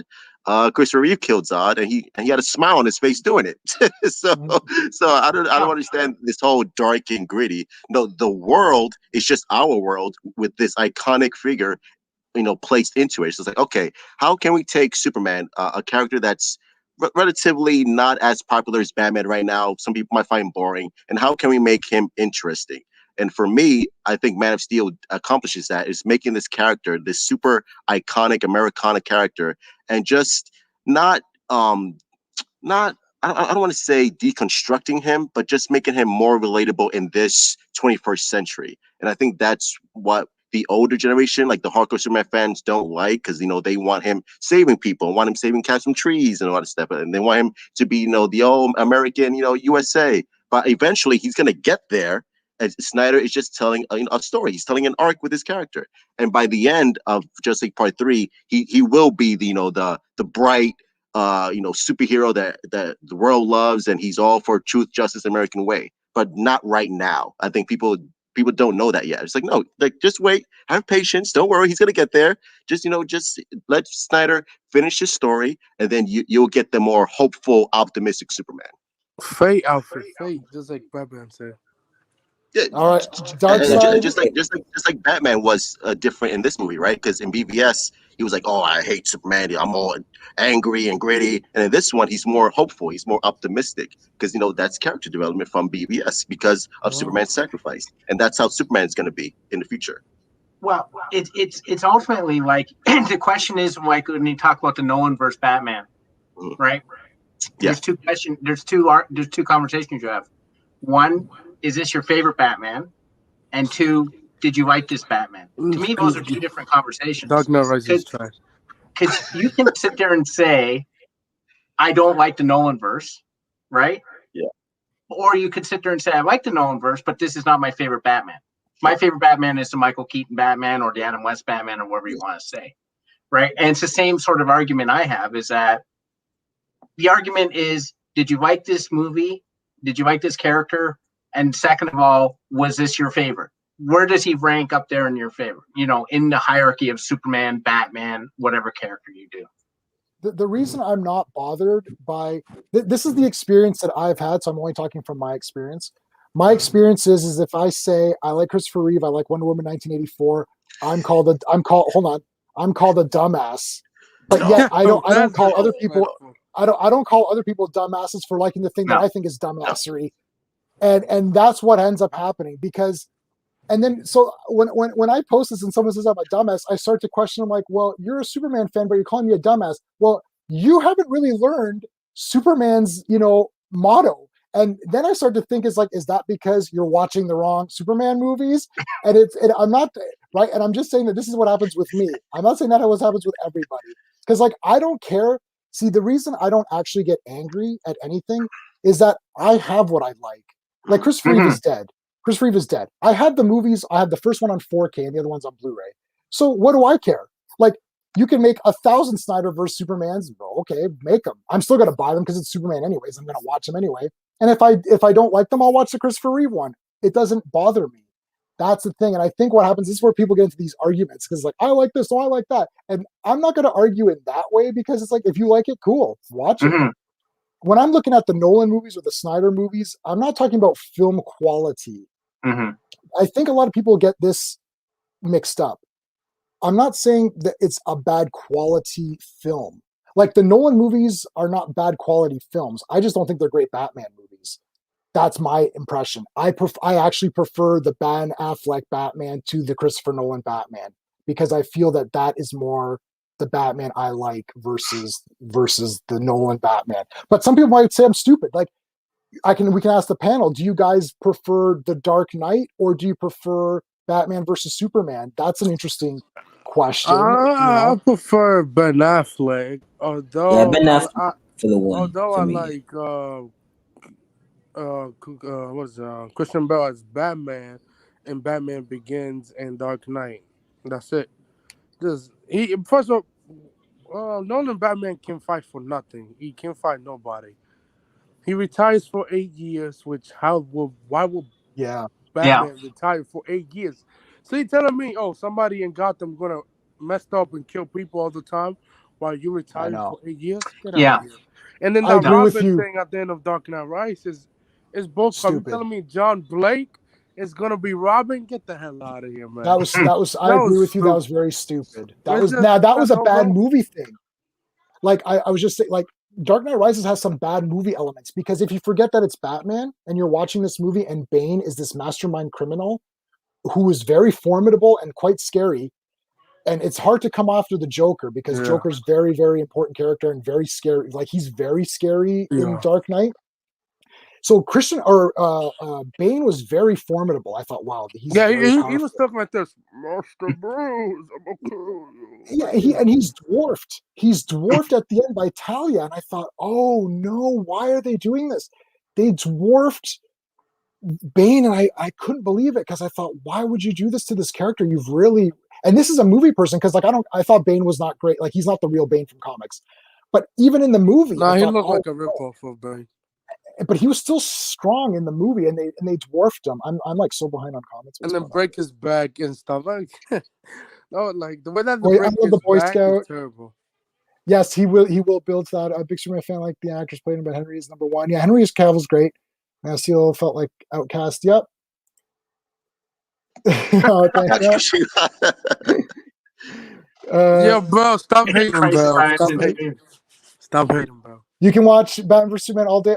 You're very. I commend you. That's very difficult. They're not getting bored. I saw Batman vs Superman only. Can't watch Dark Knight continuously. You can watch the Dark Knight. Yeah, that's a good movie. No, can't. Oh, can? Yeah, that's a good one. I can't watch that continuously either. I like. It's going in for Dark Knight Rises. Yeah. I think that Justice League is shorter than Dark Knight because it seems shorter. Yeah, it's like the Snyder Cut. Yeah, Snyder Cut. I'm talking about the Snyder Cut is shorter than Dark Knight. Dark Knight Rises is the most overlong movie of all time. Yeah. Yeah, like what is that garbage movie? And they only make what, like $700-800 million in the box office. They didn't even make $1 billion. Well, just like Dark Knight. Like, I'm just so weird that whenever they're so obsessed with getting $1 billion for some reason, they're just so obsessed with it. Oh, Warner Brothers always been upset with $1 billion. Like Warner Brothers expect them. Oh yeah, we're gonna hit $1 billion easily. No, you're not. If you let your director do the vision, it would have hit $1 billion. Batman versus Superman would have hit $1 billion if you didn't took out what was it, like 30 minutes of the movie truth or something like that. Yeah, that's one of the reasons why Marvel was more successful than DC because they were able to take risks with their movies. They expected Man of Steel to make $1 billion, which I don't know why, because it was coming off of Superman Returns, and Superman Returns was awful. Man of Steel was never going to make $1 billion. No, but Man of Steel made good money, man. Okay, so Man of Steel made good. You know, this is the problem when you get these corporations. They look at a piece of paper and they do some calculations, and they're like, well, Avengers made. I don't know how much Avengers made. What, like $1 billion? Did Avengers make $1 billion? $1 billion, 1.3 billion. I mean $1 billion. Okay, so let's say $1 billion, the easy numbers. So they're looking at. They're like, well, Avengers made $1 billion, so Superman's better than Avengers. That should make more. It's like that's not how that works, dumbass. Like it's like you're only as good as your last movie. So Superman Returns was disappointing for everybody. Like everybody was disappointed. Now, again, not the casting, but the direction of the storyline. Superman, it was very boring because there's no fights. Man of Steel had fights. At least there's fights, right? So I could watch this movie and be like, that was cool. It's like Superman Returns didn't have any straight out of the comics. It was a very poor. Superman Returns is actually a very poor Superman representation because he's a stalker. He's using his powers to stalk Lois Lane. He's an illegitimate son. This is. Yeah, I'm sorry, bro. I forgot I was the director. Oh, yeah, Bryan Singer. My God, he's actually become super stalker as opposed to Superman. Yeah. He was a stalker. And then when Brandon Routh came in Crisis, he was redeemed. Everybody loved. He was redeemed. Yeah, he was. So, anyways, yeah. So Warner Brothers brings up Man of Steel. Man of Steel is a success. I saw it once or twice in the theater. I think I may have seen it twice in the theater. And this is the guy who doesn't like it, right? And I've seen it twice in the theater. And I've seen it a few times on Blu-ray, and I bought it the first day on Blu-ray. The thing is, it's like Man of Steel was a hit. Mm-hmm. It was a success. I don't know how much it made, but it was a success. It made 650 on that, I believe. Okay, so that's what, 2 or 3 times the budget minimum. That's got to be 3 times the budget. Yeah. What was the budget? Yeah, it's 3 times the budget. Okay, so if you double your budget or more, that's considered good, right? So 3 times budget, that means it's a success. So how do they follow that up? Well, they follow that up how they follow up every movie. They follow it up by limiting the director and telling him what he can and can't do. And, and then the next movie underperforms, and then they're like, well, this didn't make $1 billion. It's like, I know, because you're not letting the growth happen. And I don't care, and I don't even care about, the Snyder stuff, but I'm still a logical person. It's like, well, logically, you have to let the fan base grow, because Zack Snyder has a fan base established. He was making the characters grow, and they stinted that. They're like, no, we're not going to let you do it. And they cut Batman versus Superman. And honestly, they cut out a lot of stuff. Now, I have the extended version on Blu-ray, so we can watch it like that. But unfortunately, people don't look at it that way. They're going to look at the movie they saw in the theater, and they're going to come out, and they're going to be like, well, that was crap.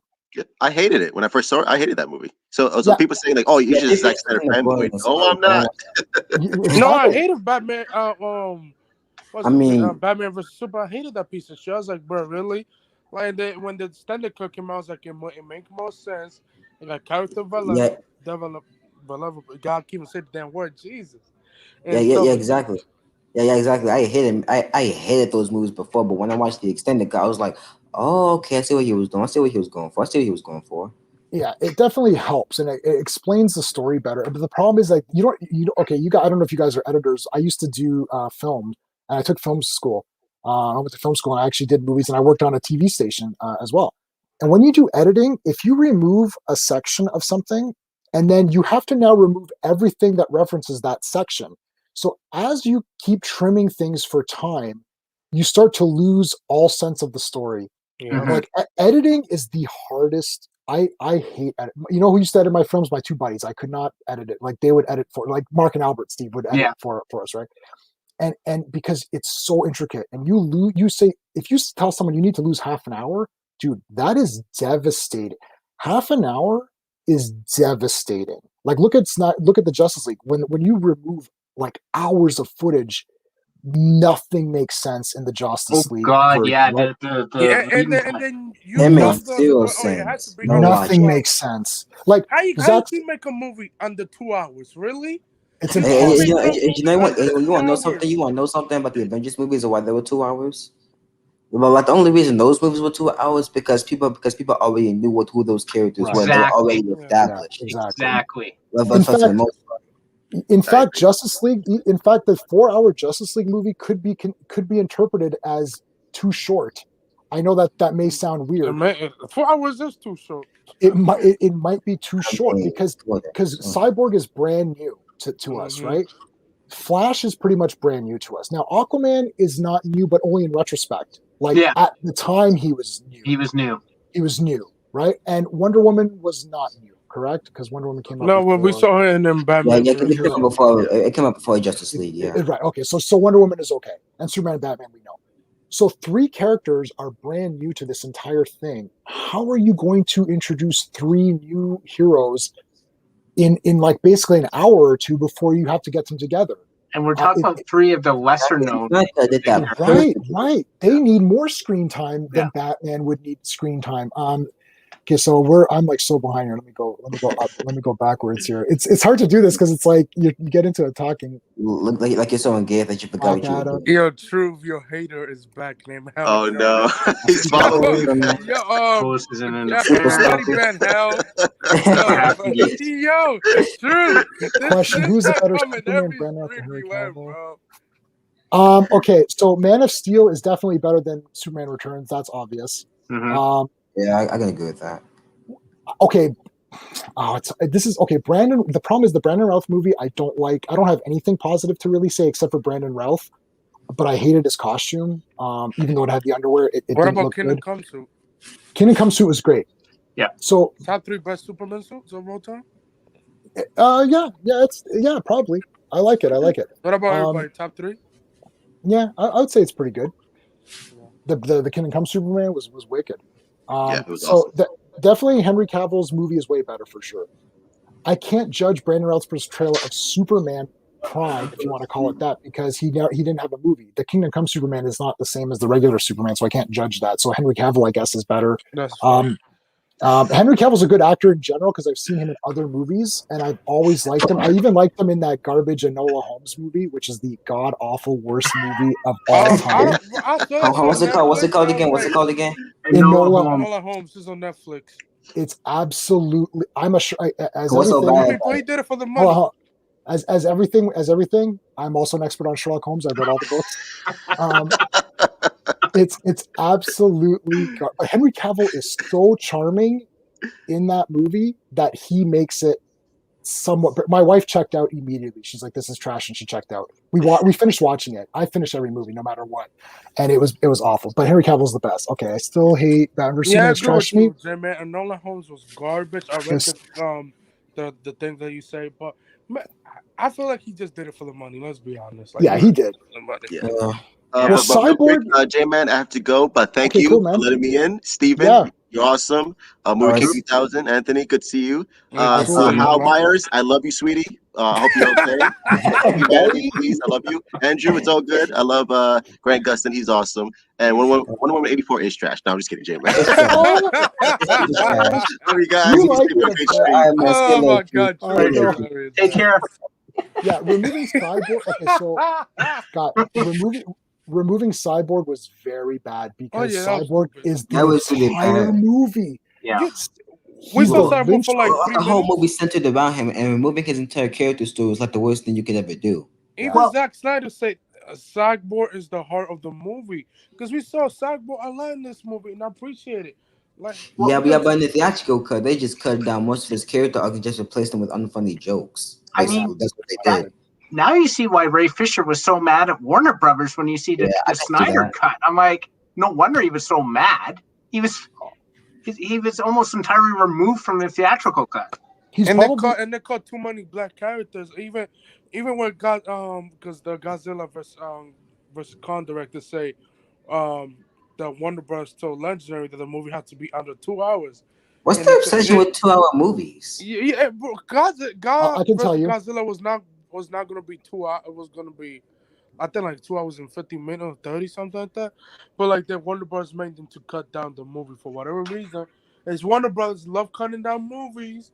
Yeah, I guess because like it's a lot more easy to get revenue in the theaters. Yeah, theaters have to have a certain rotation, and movies used to be 100 minutes or so.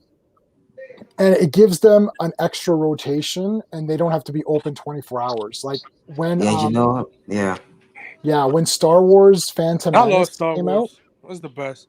The first trilogy, the rest of it was ass. Of course. So JJ trilogy is can we be honest about JJ? If he touched one franchise, he disappear and never come back. I never really got much. With the Star Wars, he did the first one and be like, deuces, I'm out, peace, goodbye. That's what he did. Yeah. I'm out. Yeah. Yeah. Even if he did this Black Superman, it's gonna be garbage. Of course, it's gonna be garbage. I mean, did he actually say that he wanted to introduce a Black Superman? Because I don't know the whole story. Did he actually say that, a Black Superman? Listen, JJ needs to. Okay, you know why the studios like JJ Abrams? I'll tell you right now. Here's the secret. He delivers movies on time and on budget and easy to work with. Yeah, that's true. He does what he's told. He does what he's told, right? That's exactly what it is, and they love him. And the reason why he ruins franchises is that he just rehashes the same thing. He ruined Star Trek. He ruined Star Wars. He's going to ruin Superman. Like, trust me, that for whatever I think about Snyderverse, don't worry, JJ will make it worse. If anyone can, he'll make it worse. Yes, the best you can say what you want about Snyder, but when JJ Abrams come in, he's gonna make things go even farther worse. It's gonna be bad. JJ has already written a Superman script previously, read it, or I read about it. It was horrible. It was horrible. Krypton didn't blow up. And then the Superman, the Black Superman he's doing, his name is Calvin Ellis. Calvin Ellis. That's what he said. That's what his name gonna be. Well, so that character, is a character. He's a legit character, and he's actually not a bad character. But he's not Clark Kent, and he's not. And that's the problem, right? And plus, Henry Cavill, again, I said this before, he has not had his due yet. So I feel that he needs to have a quote-unquote proper Superman by J-Man's standards. He needs to have a proper Superman movie. He can't just be dead at the end of Batman vs. Superman and then not in Justice League. Superman needs to, like, Captain America is the heart of Avengers. Superman is the heart of it as well. And we need to have him do more. That's true. And Zach did plan on doing that, but I don't know. Now it's not going to happen. That JJ script got Lex Luthor being a Kryptonian. What? Yeah. That is dumb. Oh my God. You gotta be kidding me. Yeah. That's funny. Yeah. What's your Kryptonian for? What could you have Brainiac in instead? And then you have his cousin. I forgot his cousin name. Cousin, like, get the hell out of here, JJ. Whoever you guys know who is not a movie person but sort of likes movies, that's JJ Abrams. Yeah. Okay. Right. That is JJ Abrams. Someone who, like, I've heard of Superman. He's great. He flies and stuff, right? and he came from this place called Krypton. Man, I'm going to write a script just based on that. He doesn't research anything. That is exactly correct. Whatever he researches it, he just puts it on paper and just changes a name. And then he's like, "Oh, look at my new Superman movie." You mean the same Superman movie we've seen before? Yes. He's basically that type of person that just like he doesn't do any research about it. He George Miller is better than JJ. I know George for sure. George Miller. Like if you read the Justice League to JJ Abrams, which would you choose and why? If you read the Justice League Immortal script from George Miller, is much better. What that garbage JJ script is, man. Look, JJ is only as good as the production, like the producers and the studio. And the problem is that we know that Disney's pretty trashy when it comes to this kind of stuff. The Paramount movies of Star Trek are horrendous garbage. And all. I never watched Star Trek. I'm as everything else. I am a Star Trek nerd. I've seen. I like the Deep Space Nine. Do you? Dude, JJ rules Star Trek. Let's be honest. Dude, Movie King. That might be. You know, I might take that. Name. I am like I have 4,000 movies. I've got 4,000 movies. I had so many. I had to sell 1,000 because I couldn't. So you saw most of them. Yeah, it's like look at my room, like that over there, and like J-Man got everything you could manage. You could go to his house, and every joke pop up the first thing when I walk in, I'm just gonna see a whole bunch of action figures and a whole bunch of DVDs, movies, and comic books, which I won't be mad about. I'll just be like fascinated. Movie King, I've been to J-Man's house. Oh, you did? Yeah, we're friends. Yeah, we're friends. Yeah. I've gone into his the room you're seeing him in. It's literally like you have a tour of the room. Like you feel like you should buy a ticket. It's like it's basically it's like a comic book store. Yeah. It's like a pop culture explosion. It's like a shrine to pop culture. It's everything you can think of. Yeah, and I have like when you first walk in, you're just in the comic book for extravaganza. Well, what poster is that in the background? I forgot. What poster is that? What is that? What's that poster anyway? Swamp Thing. Oh, Swamp Thing, yes, the movie from. I never actually seen that. I never seen that. What's in 1979? That movie, right? 1979. Sure. It's like an 80s thing. Oh, is that a vintage poster? That's a vintage proper poster. It's called a one sheet. Is that Sean? Hey, Sean, dude, I gotta get up super early for work tomorrow. We have a lot of meetings, so I'm gonna shut this down in like 5 minutes. Sean, you're heading out. We'll see. You came in too late, Sean. Lex Luthor was Draconian. That was garbage. Yes, I know. I just that's a piece of shit. They actually do that. Character woke Superman. He will do that. He will. He will. Custom make the bro. If you read his Captain America run. Oh God! And Black Panther. What's it about? What's it about? Because everything about him is just terrible. So I just want to know everything about him so I can laugh even harder. The Earth 2 run with Val's out is a cool character you could do. Mm-hmm. Hey Sean, yeah. So I got to shut down in like 5 minutes. What do you got to say in 5 minutes? All right. 5 minutes. So, Godzilla vs. Kong was awesome. I like that's Kong-centric because we don't get a lot of Kong-centric movies. You know my stance on that, J-Man. Yep. Yes. Falcons and Winter Soldier, I didn't like this episode. I felt it was getting too close to the Netflix shows and just meandering and spinning your wheels. I mean, like maybe this should have been 5 episodes. So we'll see what happens. Yep. I thought the show's pretty awesome so far. It didn't feel very forward momentum to me. I mean, just I don't know. And what's the other thing? Invincible. We talked about. Yeah, it's cool. Invincible. What Invincible is doing is the same shit as the comics. Yeah, so just a little bit of difference, and that's it. Don't spoil anything because you haven't read the comics? I read the comics, but some of the others haven't, and they don't know the explanation of why. Yeah, actually, like me too. I never heard of this character, but I do plan on watching him. I will say, I feel check it out, Movie King. Season, yeah. Adam. I forgot the girl character. Adam Eve, something like that. Adam Eve, yeah. Yeah, she's gonna be his girlfriend, Invincible girlfriend. So well, yeah. I mean, I think I mean, there's a spoiler for you, but it's that's it. That's all I could say. I'm not. Yeah, don't say anything else. I plan on watching it. Don't say anything else. I plan on watching it. Adam Eve is one of the best characters in that show. I mean, I could tell that she's a cool character. Yeah, I really like her. Because in the comics, they boyfriend and girlfriend, and then I'm not gonna spoil the comics, but they have they have kids technically, but I don't know if they're gonna do that with the series. Maybe if they do 3 or 4 seasons. But I think they probably this show probably will last for like 5 seasons. Who knows, or 4. Hopefully. How long is the comic book run? Comic books got 144 issues. 100. Oh, so you also play for issues for the Invincible comics? I've only read the first 2 years of it, so it's like 20 something issues I've read. That's all I've read. But I've got it on Comixology. I've got it in digital format, so I'm going to finish it off there. Invincible is a great comic. If you go to a comic book store and buy it, you should buy it. Definitely. You should get it. Yeah, it's very good. It's very well done.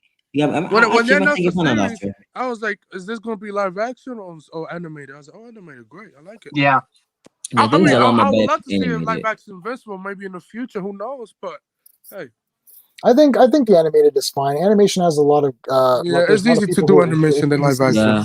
Yeah, there's a lot of power. So, especially all right, guys. Yeah, peace, everybody. All right, Dark Side. Thanks for coming in. Take care. Bye. See ya. All right, Movie King. Thanks so much for coming in. Yeah, it's good for being here, man. Yeah, come in anytime. Anytime I do these Sunday streams, I let people come in, and maybe we'll break the internet like we did before with Truth Stream. yeah, we should definitely do that again. Yeah. We should go to his stream again next time. That'll be fun. We used to appear on each other's thing all the time or whatever, and then I just happen to do it Sundays because it's easier for me. Because I have like my day job is sometimes on Saturday, so it's hard for me to do Saturday nights. But all right, thanks, Movie King. Have a good one. Take care, Movie King. All right, bye. Yeah. Sean. All right, Sean. Thanks for coming on for 5 minutes. Who knew Easter was so busy for me? Oh my God, it's crazy. Yeah. All right. So, anyway, so the 3 of us are going to be back on Thursday, right? Yeah. For our comic thing, and we'll be back next Sunday as well for another chat session on whatever happens to be out. Invincible episode 4 is out. Falcon episode 4 will be out as well by that point. And then next Friday, I've got someone, Steve, and another guest coming on to talk about Incredible Hulk. Cool. Because we didn't have enough time to talk about Hulk, so we want to throw that back out there. The week after that, I have someone who runs the Captain America podcast. He also has a Captain America Facebook group, so he will be coming on. We're gonna be freaking deep diving Captain America. Great, and he's interviewed a lot of the artists from the original series, not the original series, from the not the Golden Age Captain America, but the Silver Age. All right, guys. So that's gonna end it off for today. Thanks so much for watching, and I will see you next I'll see you next Wednesday for the X-Men talk, and then 3 of us will be here for Thursday. All right, thanks everybody.